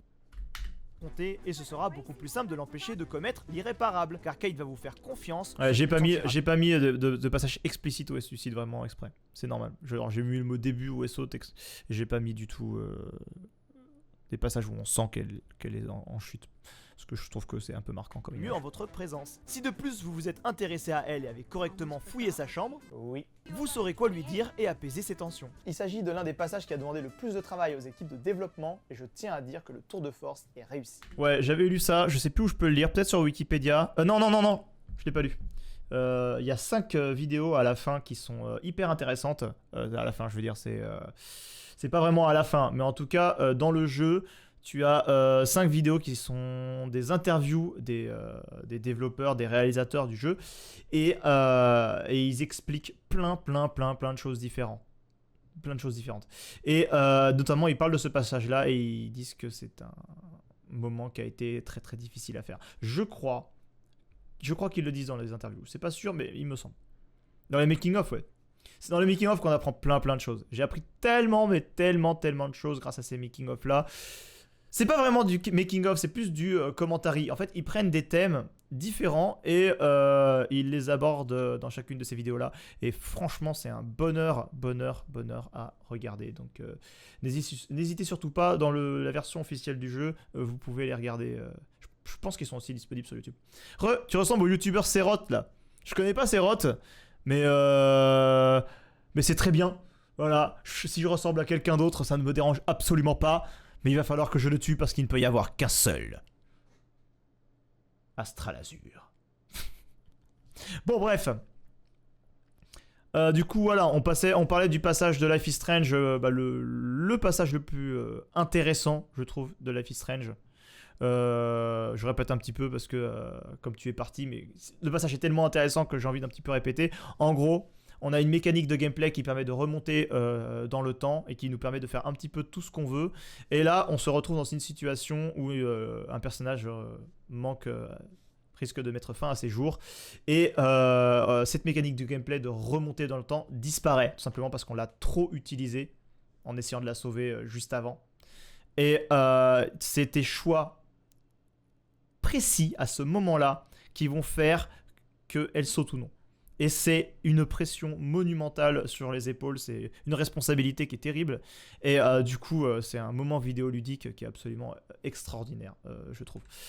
Et c'est pas un passage facile, ça demande à être curieux dans le jeu, c'est-à-dire d'arpenter un petit peu sa chambre, d'essayer de regarder un petit peu partout, voilà. Ça récompense un peu les curieux, et ça, si t'as vraiment les indices et les détails qui permettent d'aider à la sauver, et si t'as fait les bons choix aussi qui vont dans son sens, pendant le jeu, c'est plus facile de la sauver. Parce que par exemple, si tu réponds pas à son appel téléphonique à un moment, elle va te voir, quand elle va essayer de mettre fin à ses jours, elle va dire bah, pourquoi t'as pas répondu à mon appel alors que j'en avais absolument besoin, quoi. Et là, tu vas devoir trouver des excuses, et si tu trouves pas la bonne excuse, ben elle va faire un petit pas en arrière, et là, tu sais que t'es dans la merde, voilà. Mais c'est un super passage du jeu, vraiment. Bonne ambiance, ouais, bonne ambiance. Et ça parle de thèmes graves. En plus, dans Life is Strange, ça parle d'euthanasie, ça parle d'harcèlement scolaire. Tout à l'heure, on en parlait beaucoup. Ça parle de cyberharcèlement, ça parle d'isolement, ça parle de séquestration, ça parle de... Oh, c'est horrible, Life is Strange, putain. Bon, c'est grave, on continue. Elle avait correctement fouillé sa chambre. J'avais plus de joues à cette époque-là. J'avais de la barbe de merde. Et maintenant, ça va, j'ai un peu moins de joues, un peu maigri, j'étais juste un peu plus gros là. Oui. Vous saurez quoi lui dire et apaiser ses tensions. Il s'agit de l'un des passages qui a demandé le plus de travail aux équipes de développement, et je tiens à dire que le tour de force est réussi. L'idée de changer les règles au dernier moment et de priver le joueur de... En gros là, tout ce que j'ai dit là, ce connard là dans la vidéo, il va tout répéter pareil. Allez, répète tout ce que j'ai dit. Ça sert à rien. Le plus important à un moment aussi crucial est une très bonne idée. Car on ne peut pas tricher, on ne peut pas sauver Kate en lui disant... Attends, MP Discord là. Salaud, il m'envoie des MP alors que je suis en live. Ah oui, il a plus de joues en effet. Mais c'est vrai, il y a une petite aire de resemblance. Petite aire. Disant directement ce qu'elle a envie d'entendre après plusieurs tentatives. Mais avant je ressemblais plus à ça. C'est vrai que maintenant je ressemble un peu moins à ça maintenant. J'ai le visage un peu plus creusé qu'avant. On n'a pas le choix que d'être nous-mêmes. Et ça, c'est un message très fort, car dans la vraie vie véritable de la réalité, savoir être à l'écoute de l'autre dans des moments de détresse, s'intéresser à lui, essayer de le comprendre, eh bien c'est un des meilleurs moyens de pouvoir l'aider à s'en sortir. En tout cas, c'est ce que je pense et c'est comme ça que j'interprète ce passage. Oh là, les leçons de vie à Straltière là. Vous avez entendu ça? Écoutez les gens, c'est le meilleur moyen de les aider. Arrêtez de parler tout le temps, écoutez-les. Oh le bolos. Bon, je le pense encore hein, quand même. Mais bon, je suis pas là pour faire des leçons de morale quand même. D'ailleurs, être à l'écoute de l'autre est un point fondamental de Life is Strange, car ce qui est suis d'accord avec toi, particulièrement Westcott. soigné dans le jeu, c'est bel et bien le traitement des personnages. D'ailleurs, et quelque chose dont je ne parle pas dans le jeu, dans la vidéo, c'est que il y a de l'heure dorée partout. Mais d'ailleurs, ils en parlent de l'heure dorée. Mais c'est, je trouve, l'heure dorée, c'est quand il fait, quand c'est la fin de la journée et que le soleil est très bas dans le ciel et que du coup les ombres sont étalées, que le paysage est orange. Voilà, ça c'est l'heure dorée. Quand il fait beau, si vous n'habitez pas en Bretagne, vous pouvez voir de l'heure dorée tous les jours. Voilà. Mais on est en Bretagne, on la voit surtout l'été. Et du coup, je trouve que c'est un climat qui est toujours très très propice à la confession. C'est-à-dire quand t'es à l'heure dorée, je sais pas pourquoi, les gens... c'est souvent à l'heure de l'apéro ou je sais pas, à un moment dans une soirée. Les gens sont beaucoup plus détendus, ils ont plus de facilité à se confier, etc. Et Life is Strange, c'est un peu ça, quoi. T'as beaucoup d'heures dorées et les gens se confient... C'est un peu la sensation que j'ai, ça me fait un petit peu une sensation de déjà vu par rapport à la réalité, j'aime bien. L'heure dorée, c'est cool. Et ça, c'est un point que les principaux réalisateurs du jeu n'hésitent pas à préciser. Life is Strange arbore des dizaines de personnages et il est possible de creuser et d'en savoir plus sur eux en allant tout simplement leur parler, en utilisant son pouvoir pour comprendre ce qu'ils vivent, leur façon de penser. On se rend rapidement compte que tous les personnages sont nuancés, qu'ils vivent des situations complexes. L'exemple... Je trouve que là, ce qu'on aborde là depuis tout à l'heure, dès que je commence à être sérieux, alors que quand je fais des grosses blagues à la con là pendant le début, je trouve qu'il y a plein de passages que j'aurais pas gardé maintenant. Et ben je trouve que c'est plus intéressant. Dès que je commence à... Je trouve que l'écriture là, elle est meilleure que dans le reste de la vidéo. En fait, quand je commence à crier et tout, je trouve ça moins cool. Je pense que je vais arrêter de gueuler comme un taré dans les vidéos. de penser. On se rend rapidement compte que tous les personnages sont nuancés, qu'ils vivent des situations complexes. L'exemple que j'aime bien prendre pour illustrer cela, c'est David Madsen, qui est selon moi l'un des personnages les mieux écrits du jeu. Et accessoirement mon personnage préféré. De prime abord, les premières impressions données sur David Madsen sont très dévalorisantes. C'est mon personnage très facile préféré. d'avoir des a priori. C'est un cliché absolu, un vétéran patriotique, autoritaire, qui a des tendances impulsives et paranoïaques, avec un sens du devoir très personnel à la limite du moral. J'adorais faire ça. Amateur d'armes, il veut installer des caméras de surveillance dans toute l'académie et semble très fermé à la discussion. You know exactly what you're doing. Mais les... Ouais, je suis d'accord avec toi, Knight. Et bah ouais, David Madsen, c'est un personnage que je trouve hyper intéressant, que je trouve le plus intéressant du jeu parce que je trouve que c'est trop facile de taper sur lui. Je trouve ça trop simple de taper sur David Madsen tout simplement parce que bah, c'est c'est le trou du cul de service, hein, c'est le facho de service hein, pour beaucoup de gens. Donc, alors que clairement, c'est un type qui est très, voilà, comme j'ai dit tout à l'heure, qui est très attaché à sa famille, qui est réellement amoureux de sa femme, qui travaille énormément, qui pense à la sécurité des élèves, même si je vais mettre des caméras partout, c'est pas au goût de tout le monde évidemment, la sécurité, mais à quel prix? Mais il fait ça pour pouvoir les aider, il pense pas à mal, donc c'est quelqu'un qui est complexe et c'est quelqu'un qui a beaucoup de bonté en réalité en lui, même si bah évidemment il n'est pas parfait, il a un comportement plus que limite avec Kate, il participe aussi à son harcèlement d'une certaine manière, parce qu'il est persuadé que c'est une personne à problème, alors du coup il fait de la merde. Bref, il manque clairement de patience avec Chloé, il n'arrive pas vraiment à discuter comme il le faut, vraiment il a des... voilà, il a des passions patriotiques un petit peu limites, etc. Mais clairement, quand tu apprends à connaître le personnage, tu te rends compte qu'il est beaucoup plus complexe. Et c'est ça, la force de Life is Strange, comme j'ai dit à l'instant, c'est le côté gris de tous ces personnages qui sont caractérisés jusqu'à la moelle épinière, quoi. Plus tu creuses, plus tu te rends compte qu'il y a des choses à découvrir, même chez les personnages les moins exploités. Il doit y avoir quand même quelques personnages comme ça qui sont vraiment pas du tout exploités, mais il y en a vraiment pas beaucoup, quoi. Je pense que ouais, quand tu penses qu'un personnage n'est pas exploité et que tu commences à discuter avec lui et que tu te dis, je crois qu'il y a un moment, t'as un joueur, un quarterback du lycée, là, quand tu discutes avec lui, il a plein de lignes de dialogue et il te raconte toute sa life, mais c'est trop cool, je trouve. Alors que le personnage n'a aucune importance dans tout le reste de l'histoire, tu vois. Mais juste, t'as une histoire dans l'histoire, quoi. Life is Strange, c'est des histoires dans l'histoire, tout le temps. L'erreur à ne pas commettre, ce serait justement de s'arrêter à ça, de ne pas essayer de comprendre pourquoi il réagit ainsi et ce qu'il est au-delà de tout ça. David Madsen sait qu'il se trame quelque J'ai chose. mis un disclaimer hein, pour dire qu'il était quand même borderline, parce que j'ai pas envie qu'on croie que je cautionne le comportement de David Madsen. Hein. C'est pas ce que j'ai voulu dire. Son comportement, évidemment, il mérite d'être puni aussi, tu vois. Mais il mérite aussi d'être salué pour certaines autres choses. C'est tout. Chose de grave sur l'académie de Blackwell. Au début du jeu, il en sait bien plus que Max et Chloé, et sa tendance à surréagir ou à être sur le qui-vive vient de la pression apportée par cette affaire qui menace tout simplement les élèves de Blackwell ainsi que son emploi. D'où son envie d'installer des caméras de surveillance, car il faut bien noter que son intention n'est pas de supprimer les défends libertés beaucoup. aux élèves, J'avoue. mais d'assurer leur sécurité. Et ça, c'est quelque chose d'intéressant, car que l'on soit d'accord ou non avec ça, que ce soit l'ultime flicage ou alors une garantie de sécurité, eh bien le plus important, c'est de comprendre que les intentions de ceux qui nous opposent ne sont pas forcément mauvaises. En discutant avec David, vous apprenez également qu'il a l'esprit bien plus ouvert qu'on l'imagine, qu'il a ses raisons d'être autoritaire Je suis vraiment moralisateur en vrai. Hein. Putain. avec Chloé et qu'il tient énormément à elle. Il a l'esprit de famille et est un mari aimant qui prend soin de sa conjointe. En fait, David Madsen est un personnage plein de défauts qui rentre notamment en conflit avec ma propre vision des choses d'ailleurs. Mais il n'en reste pas moins humain avec tout un tas de qualités et de valeurs. I promised Joyce that I would protect her and Chloe. How can I face her and explain this? I never even told Chloe that God damn it!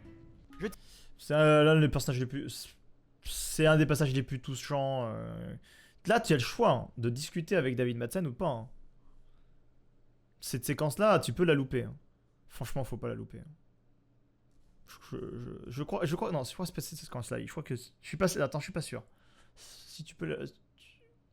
Je me souviens pas. On va rejouer au jeu et si ça se trouve, on peut louper la séquence parce que je sais que tu peux le reparler après. Bon. En tout cas, ça c'est une séquence ultra touchante. Hein. Donc c'est là que tu comprends que David Madsen, bah, évidemment, c'est pas un mauvais bourre quoi. Mais par contre, il est beaucoup moins doué au combat qu'il le prétend. Je veux dire, il se fait bolosser à la fin du. En fait, tu peux remonter le temps pour lui dire exactement quoi faire pour qu'il puisse lutter contre le gros méchant du film qu'on verra tout à l'heure, Monsieur Jefferson. Et les 2 tiers des trucs, il les rate quoi. Tu lui dis, bah, vas-y, fonce sur cette arme-là et tu peux faire quelque chose. Il rate. Je sais pas, il se mange les pieds dans le tapis, puis il se casse la gueule. Jefferson juste le tire dessus, puis il meurt. Enfin, c'est nul, c'est nul. Il est nul à chier. Mais le militaire en carton. Le militaire du tiers-monde. Il tient aussi à faire remarquer que les premières impressions vont également dans les deux sens. Warren, qui est un personnage avec lequel Les la hommes majorité vont des joueurs s'identifient, Les mecs qu'on joue Ouais. à Life is Tout le monde est gris, Warren, c'est le cas aussi. Et on s'identifie beaucoup à Warren en tant que mec. Moi, en tout cas, je me suis identifié à lui. Le gars qui essaie un petit peu d'avoir des bails avec une fille et qui est un petit peu nice guy sur les bords et qui finalement, bah, il a ses défauts et il tabasse la gueule des gens. Strange, faites pas semblant. se révèle au fur et à mesure désagréablement insistant et même parfois violent.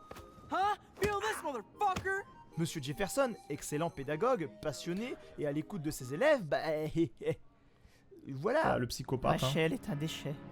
Et donc sa place est avec les déchets. Bref, tous les personnages sont grillés très approfondis. Alors là, c'est le passage pétage de câble, je vous préviens. Je ferai peut-être plus trop de passages du genre parce que je trouve ça un peu cringe, mais bon, on va la regarder quand même. La réponse est non. Car j'ai oublié de vous parler de Random Connasse qui garde l'entrée VIP de la soirée du Vortex Club. C'est la première fois que tu croises C'est vrai cette qu'elle m'a beaucoup énervé, c'est une sacrée connasse. Pas une seule ligne de dialogue depuis le début. Elle n'a même pas de prénom, mais 265,2 personnages qui ont exactement la même putain de gueule qu'elle. Ouais, c'est vrai, j'ai remarqué ça. Et tu te croises dans les couloirs, en fait, c'est le personnage de base, c'est le prompt de base utilisé. Et là, j'ai mis un petit truc en bas à gauche, là derrière, ici au même endroit qui plus est. C'est-à-dire qu'il y a un autre personnage qui a la même gueule qu'elle, avec juste blonde en fait, alors qu'elle est rousse là. Alors qu'elle a la même gueule. Et cette connasse, on sait pas d'où elle vient quoi. Genre c'est horrible. C'est un random. C'est vraiment random connasse. Elle n'existe pas ailleurs dans le jeu qu'à ce moment-là ou partout ailleurs parce que vraiment il y a sa gueule qui traîne un peu dans les parages. Mais elle, cette connasse, te connaît par cœur, vraisemblablement, t'empêche de rentrer en te prenant de haut comme la pire des pétasses, accompagnée par son random bodybuilder de service, là. Ce personnage, il n'est pas gris, son J'ai un cœur peu est les connais, noir, là. noir foncé. Elle ne mérite aucune sympathie, elle ne mérite rien à part une entrée gratuite pour la porte des enfers. Je la déteste. Toi là, putain, arrête de jouer à Total War, la putain de ta grand-mère. Alors quand j'ai rejoué au jeu pour enregistrer le jeu, je me suis retrouvé dans une... Enfin quand j'ai enregistré le jeu, voilà, pour pouvoir faire la vidéo, je me suis retrouvé avec un trou du cul qui jouait à Total War tout le temps, pendant tout le gameplay que j'ai fait. Et ça a tellement gonflé que ça a salopé l'intégralité des plans que j'ai fait. Vraiment, mais vraiment, sur quasiment, mais il y a énormément de plans où on le voit jouer quasiment là, à Total War là. Et du coup, bah, ça m'a tellement énervé que j'ai fait un passage sur lui en disant mais dégage quoi, dégage. Ah putain, arrête de jouer à Total War, la putain de ta grand-mère. Tiens, bah tant que je suis énervé, on va parler de 2-3 défauts du jeu, hein. C'est bien Max, hein, t'es ultra talentueuse. Tu contrôles le temps, c'est jouer de la guitare, fais de la photographie, mais oh, Ah oui, là, je sais pas pourquoi, à chaque fois que j'ai fait mes runs, bah, elle fait la ventriloquie. Je suis pas à la fin du jeu, elle ne parle... Elle parle sans parler. Voilà, elle me bouge plus ses lèvres. Je sais pas, à la fin du jeu, c'est toujours comme ça. À mon avis, dans le remaster, c'est Moi, pas le cas. t'animerais pas un spectacle de ventriloquie aussi, par hasard? Hein? Et s'il vous plaît, là, les putains de réals, je sais que c'est sympa d'intégrer des références pop culture, Non. ça rentre dans le réel. Là, j'ai tapé sur les réals, vous allez voir pourquoi, mais je trouve que c'est un petit peu abusé. Je suis un peu déçu, je suis un peu deg d'avoir tapé sur les réals parce que je les adore, je trouve qu'ils ont fait un travail remarquable et de ouf. Là, j'ai tapé pour rigoler. C'est juste que j'étais plein de mauvaise foi. Mais c'est vrai que les références, il y en a peut-être un petit peu trop beaucoup. Ça ancre dans le réel, mais bon. Mais ça, c'est du forcing. C'est vrai, en vrai, c'est vraiment du forcing. Il y en a vraiment partout. On va regarder, mais je ils en sais ont que c'est mis sympa vraiment d'intégrer des partout, références pop culture, partout. ça rentre Attendez. dans le réel. Mais ça, Ça, Red Rum, c'est Shining. ça, Twilight Zone, c'est bah, du coup c'est la 4ème dimension, c'est une série. ça, Amazing Spider-Man, je vais pas vous faire un exemple. ça, Scott Pilgrim, c'est un putain de bon film qui se base sur des effets de jeux vidéo. ça, Jean-Claude Van Damme, non mais dans 20-30 ans il y en aura plus. ça, Lara Croft, on vient de le voir. Minus et Cortex, ça, les Illuminati, la 4ème dimension, encore. Speedy Gonzalez, ça c'est-à-dire les Looney Tunes, Cannibal Holocaust, qui est un film gore horriblissime à regarder. Thelma et Louise, voilà. Je sais pas pourquoi tout le monde adore. Je sais pas pourquoi dans tous les films qu'on regarde, il y a des références à Thelma et Louise, un film de Ridley Scott qui est sympa, mais sans plus. Plus 4 Kill Kill, oh là là, Twin Peaks. c'est du forcing. Il y a que We ça. have a lot of references. We are huge fan of some TV shows, of books, of movies. Ah bah ouais, bah j'ai vu. Ah ouais, c'est des Français qui ont fait le jeu, hein. C'est pour ça que vous avez un accent français assez prononcé. Ah bah je Broadway vois que j'en Church. ai fier, hein, mais je suis désolé, hein. Toutes ces refs, elles ont eu l'effet inverse que celui que vous voulez. C'est vrai que ça m'a fait sortir un petit peu du jeu. J'avoue, je gueule beaucoup, mais c'était peut-être un petit peu trop. Pourquoi t'as pas juste record le jeu, pas ton écran? Parce que je suis un bolos. C'est bon, je me calme. Après, ce sont des défauts qui sont plutôt insignifiants. Si vous voulez un vrai avis critique sur les défauts du jeu, regardez sur internet. Il y en a plein. Enfin, j'aimerais ajouter Oui, quelques mots sur Il y a les gens qui aiment bien critiquer quand même des choses sur Life is Strange, mais bon, en gros, c'est quand même. C'est quand même l'un des meilleurs jeux du monde. Hein. la C'est incroyable. principale thématique du jeu, c'est-à-dire l'importance du choix, car c'est un sujet qui me tient énormément à cœur. Avec un pouvoir comme celui de Max, on s'impose en permanence la contrainte de faire le bon choix.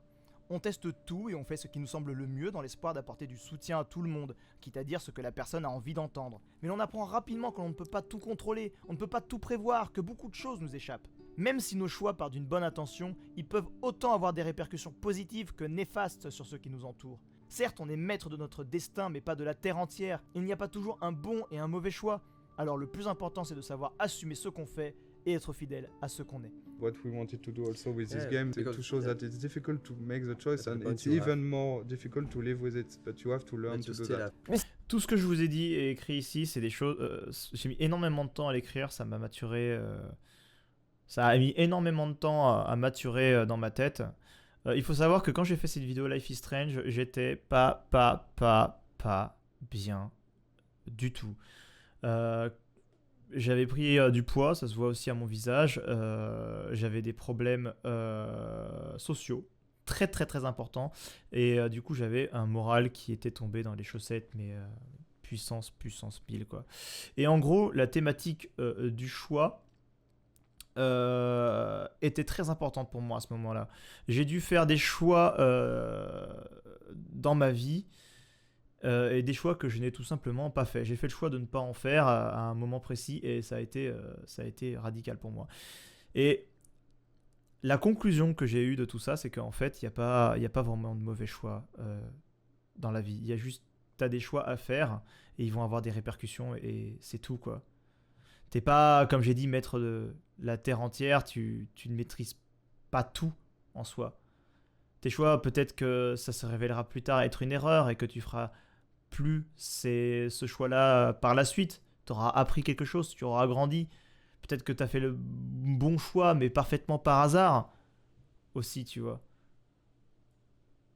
Et du coup, c'est pas vraiment un bon choix, tu vois. Tu l'as fait le bon choix, tu as eu des répercussions positives, mais finalement, c'est pas grâce à toi ou quoi que ce soit, tu vois.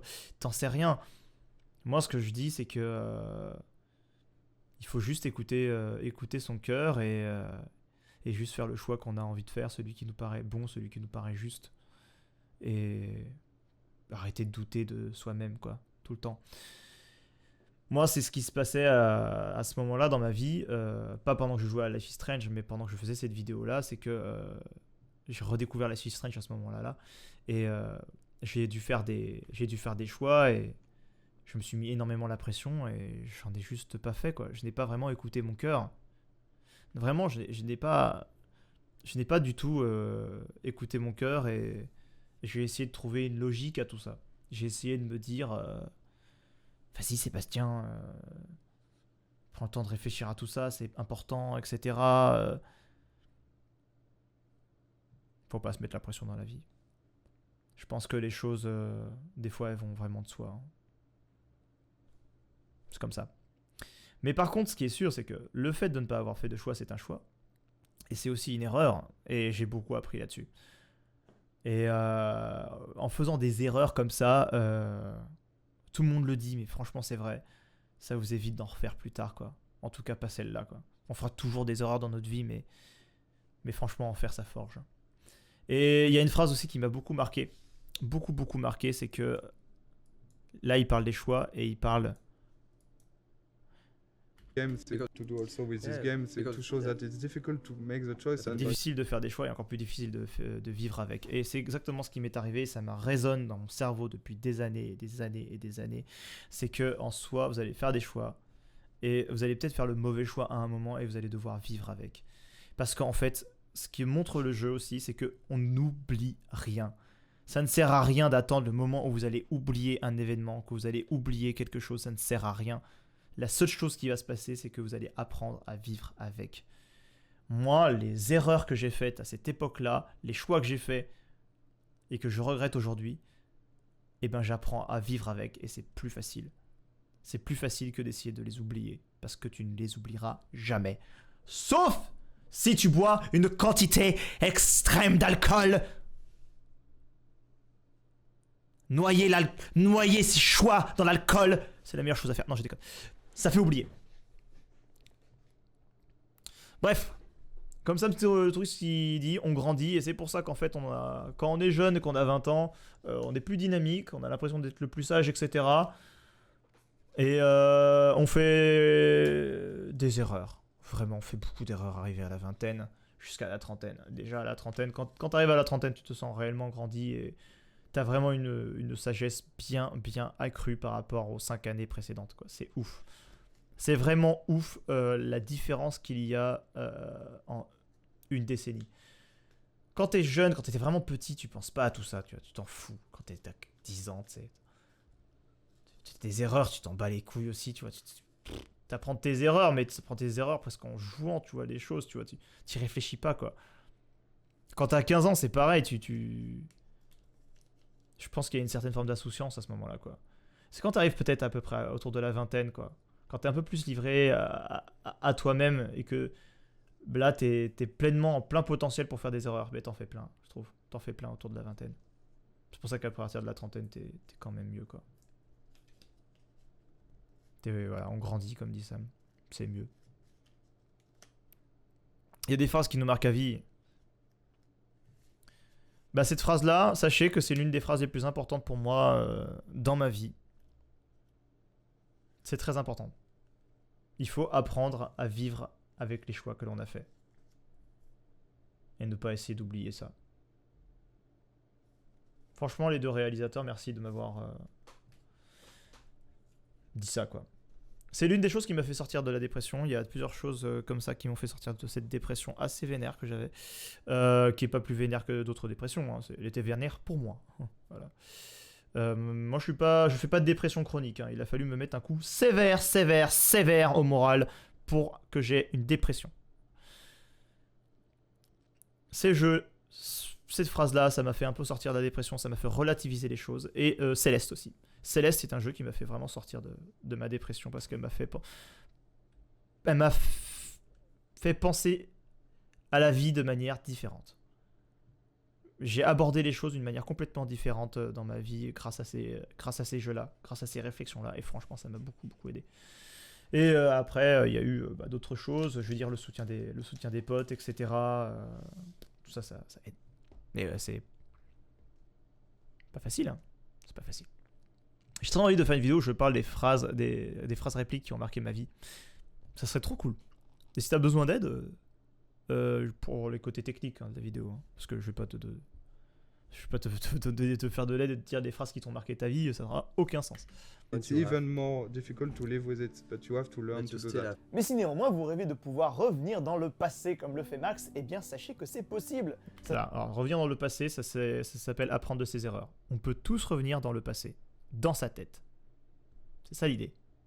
Ça s'appelle tout simplement apprendre de ses erreurs. Et c'est pour ça que je vous partage ce splendide monologue de Bandersnatch. Les gens croient qu'il n'y a qu'une seule réalité alors qu'il en existe des milliards qui se divisent comme des racines, et ce que tu fais sur un chemin affecte tous les autres. On dit qu'on ne peut pas revenir en arrière pour changer les choses, mais c'est possible. C'est pour ça que les flashbacks existent. Ce sont des invitations à revenir en arrière et à faire des choix différents. C'est hyper important ça, à retenir, parce qu'en fait on parle du film, ça vaut pour Bandersnatch qui est un film à choix multiples, qui ont des répercussions sur la suite du film. Mais Life is Strange, c'est un peu la même chose. Un jeu à choix qui a des répercussions sur la suite du jeu. Sauf que là, il parle pas du tout... il parle pas évidemment du fait de faire des choix dans le film ou dans le jeu. Il parle évidemment du fait de revenir en arrière dans sa tête. Revenir en sa tête, se faire des flashbacks dans sa tête. Se remémorer ce qui s'est passé avant. Ça permet de ne pas faire des mauvais choix plus tard. En fait, les choix différents, ils sont dans le futur ou même dans le présent actuel. C'est ça qu'il essaie de dire. En fait, on revient dans le passé, dans notre esprit. C'est tout ce qu'il faut s'imaginer. C'est ça les flashbacks. C'est à ça que sert l'histoire, en gros. L'histoire, on se remémore les conneries qu'ont fait les êtres humains dans le passé pour ne pas les répéter. C'est des sortes de flashbacks un peu, tu vois, à l'échelle de l'humanité. Et nous, c'est pareil. On fait des bêtises dans le passé, on grandit et on les fait pas dans le présent. Donc, les gens croient qu'il n'y a qu'une seule réalité alors qu'il y en a des milliards, mais c'est parce que les milliards, elles existent dans le futur, en fait. Il y a des milliards de réalités possibles parce qu'on a des tas de choix et des milliards de choix possibles devant nous. Eh bien, cette vidéo touche à sa fin et j'aimerais préciser de nouveau que cette vidéo était beaucoup plus personnelle que d'habitude et que la plupart des sujets énoncés ne reflètent que mon avis. Ne prenez pas ça comme des vérités. Je suis flou, ça m'énerve. Je suis net au niveau de mon col, là, vous avez vu, mais ma gueule est floue. Évidemment, mais si vous voulez ouvrir le débat en commentaire, eh bien je me ferai un plaisir de pouvoir discuter avec vous. Bon! Et pour une fois que la vidéo le permet, je vous laisse choisir si la vidéo vous a plu ou non. Oh putain!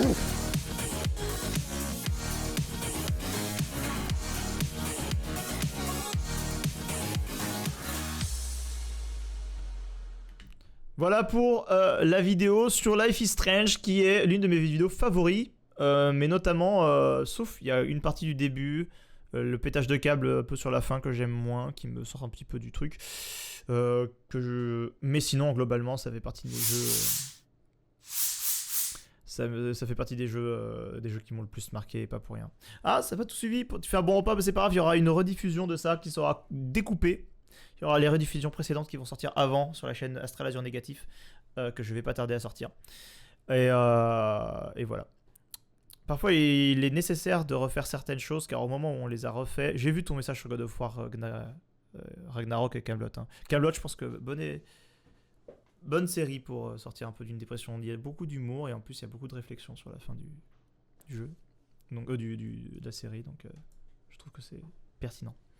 Parfois il est nécessaire de refaire certaines choses, car au moment où on les refait pour la première fois, nous n'étions pas prêts à comprendre ce qu'on essayait de nous apprendre. Oui, c'est ça. Bah ça fait partie de la chose en fait. Ça fait partie de la réflexion, totalement. Ça rentre totalement dans ce genre de réflexion. C'est pas exactement la même chose, tout à fait. Je veux dire de prime abord, mais ça conclut sur les mêmes choses. Soit on va être confronté au même problème à un moment et on va pouvoir faire des choix différents de ce qu'on avait fait. C'est ça, apprendre de ses erreurs. Soit on va provoquer le destin, comme essayer de refaire les choses et voir qu'on a compris. Ça arrive. C'est une très belle phrase. C'est une très belle phrase de philo. La philosophie, c'est super intéressant, c'est super important. Moi, je vais pas dire que je suis nul en philo, mais je m'y connais pas tant que ça.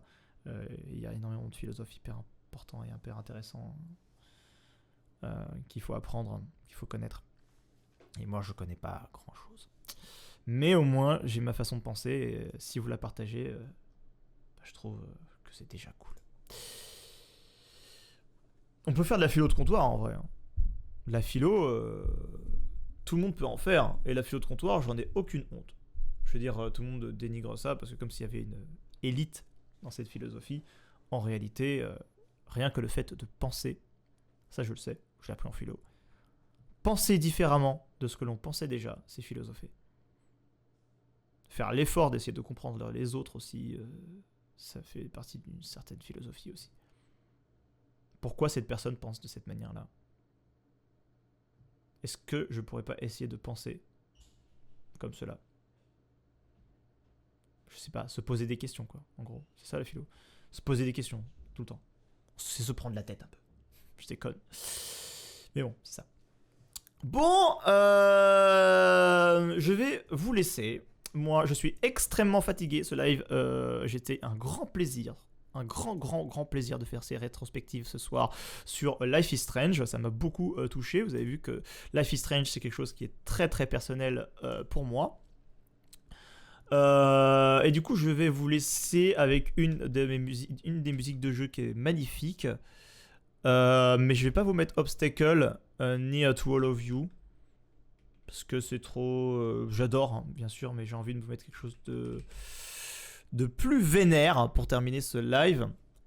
Vous aurez la rediffusion si vous ne l'avez pas vu en entier, en tout cas, pas dans les jours à venir, mais bien plus tard, si ça vous fait plaisir de le remater.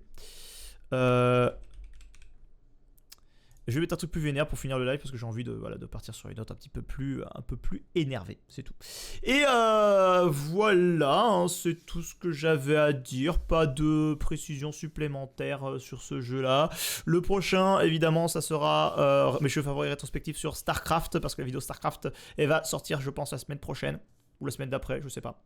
En tout cas, 15 jours maximum pour la vidéo StarCraft, et je vous jure, elle est encore plus quali que celle-ci. Et je suis mince. Ça fait partie des vidéos où je suis enfin mince. Et ça, c'est cool.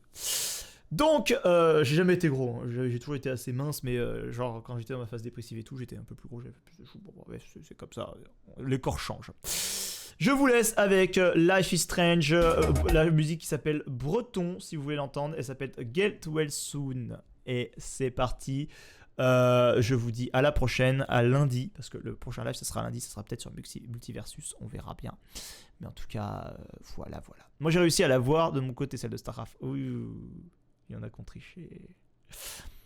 Bref, à lundi. Merci Maximus d'être resté tout du long. Merci Sam le touriste d'être resté pour le live, etc. J'oublie pas du tout pour ton bar sur Nantes. Dès que ça arrive en doute, Peut-être que j'aurai des vacances qui me permettront de venir, je sais pas. En plus, Nantes, c'est une ville que j'adore, donc on verra. Je terminerai sur l'espoir, la peur, l'amour et la haine sont en chacun de nous. Finalement, c'est à nous de choisir le sentiment qui va guider nos choix. Si c'est la haine, vous n'êtes pas prêt de sortir. Bon allez, je vous laisse. Je vous laisse avec cette musique de Breton. Et je vous embrasse très très fort.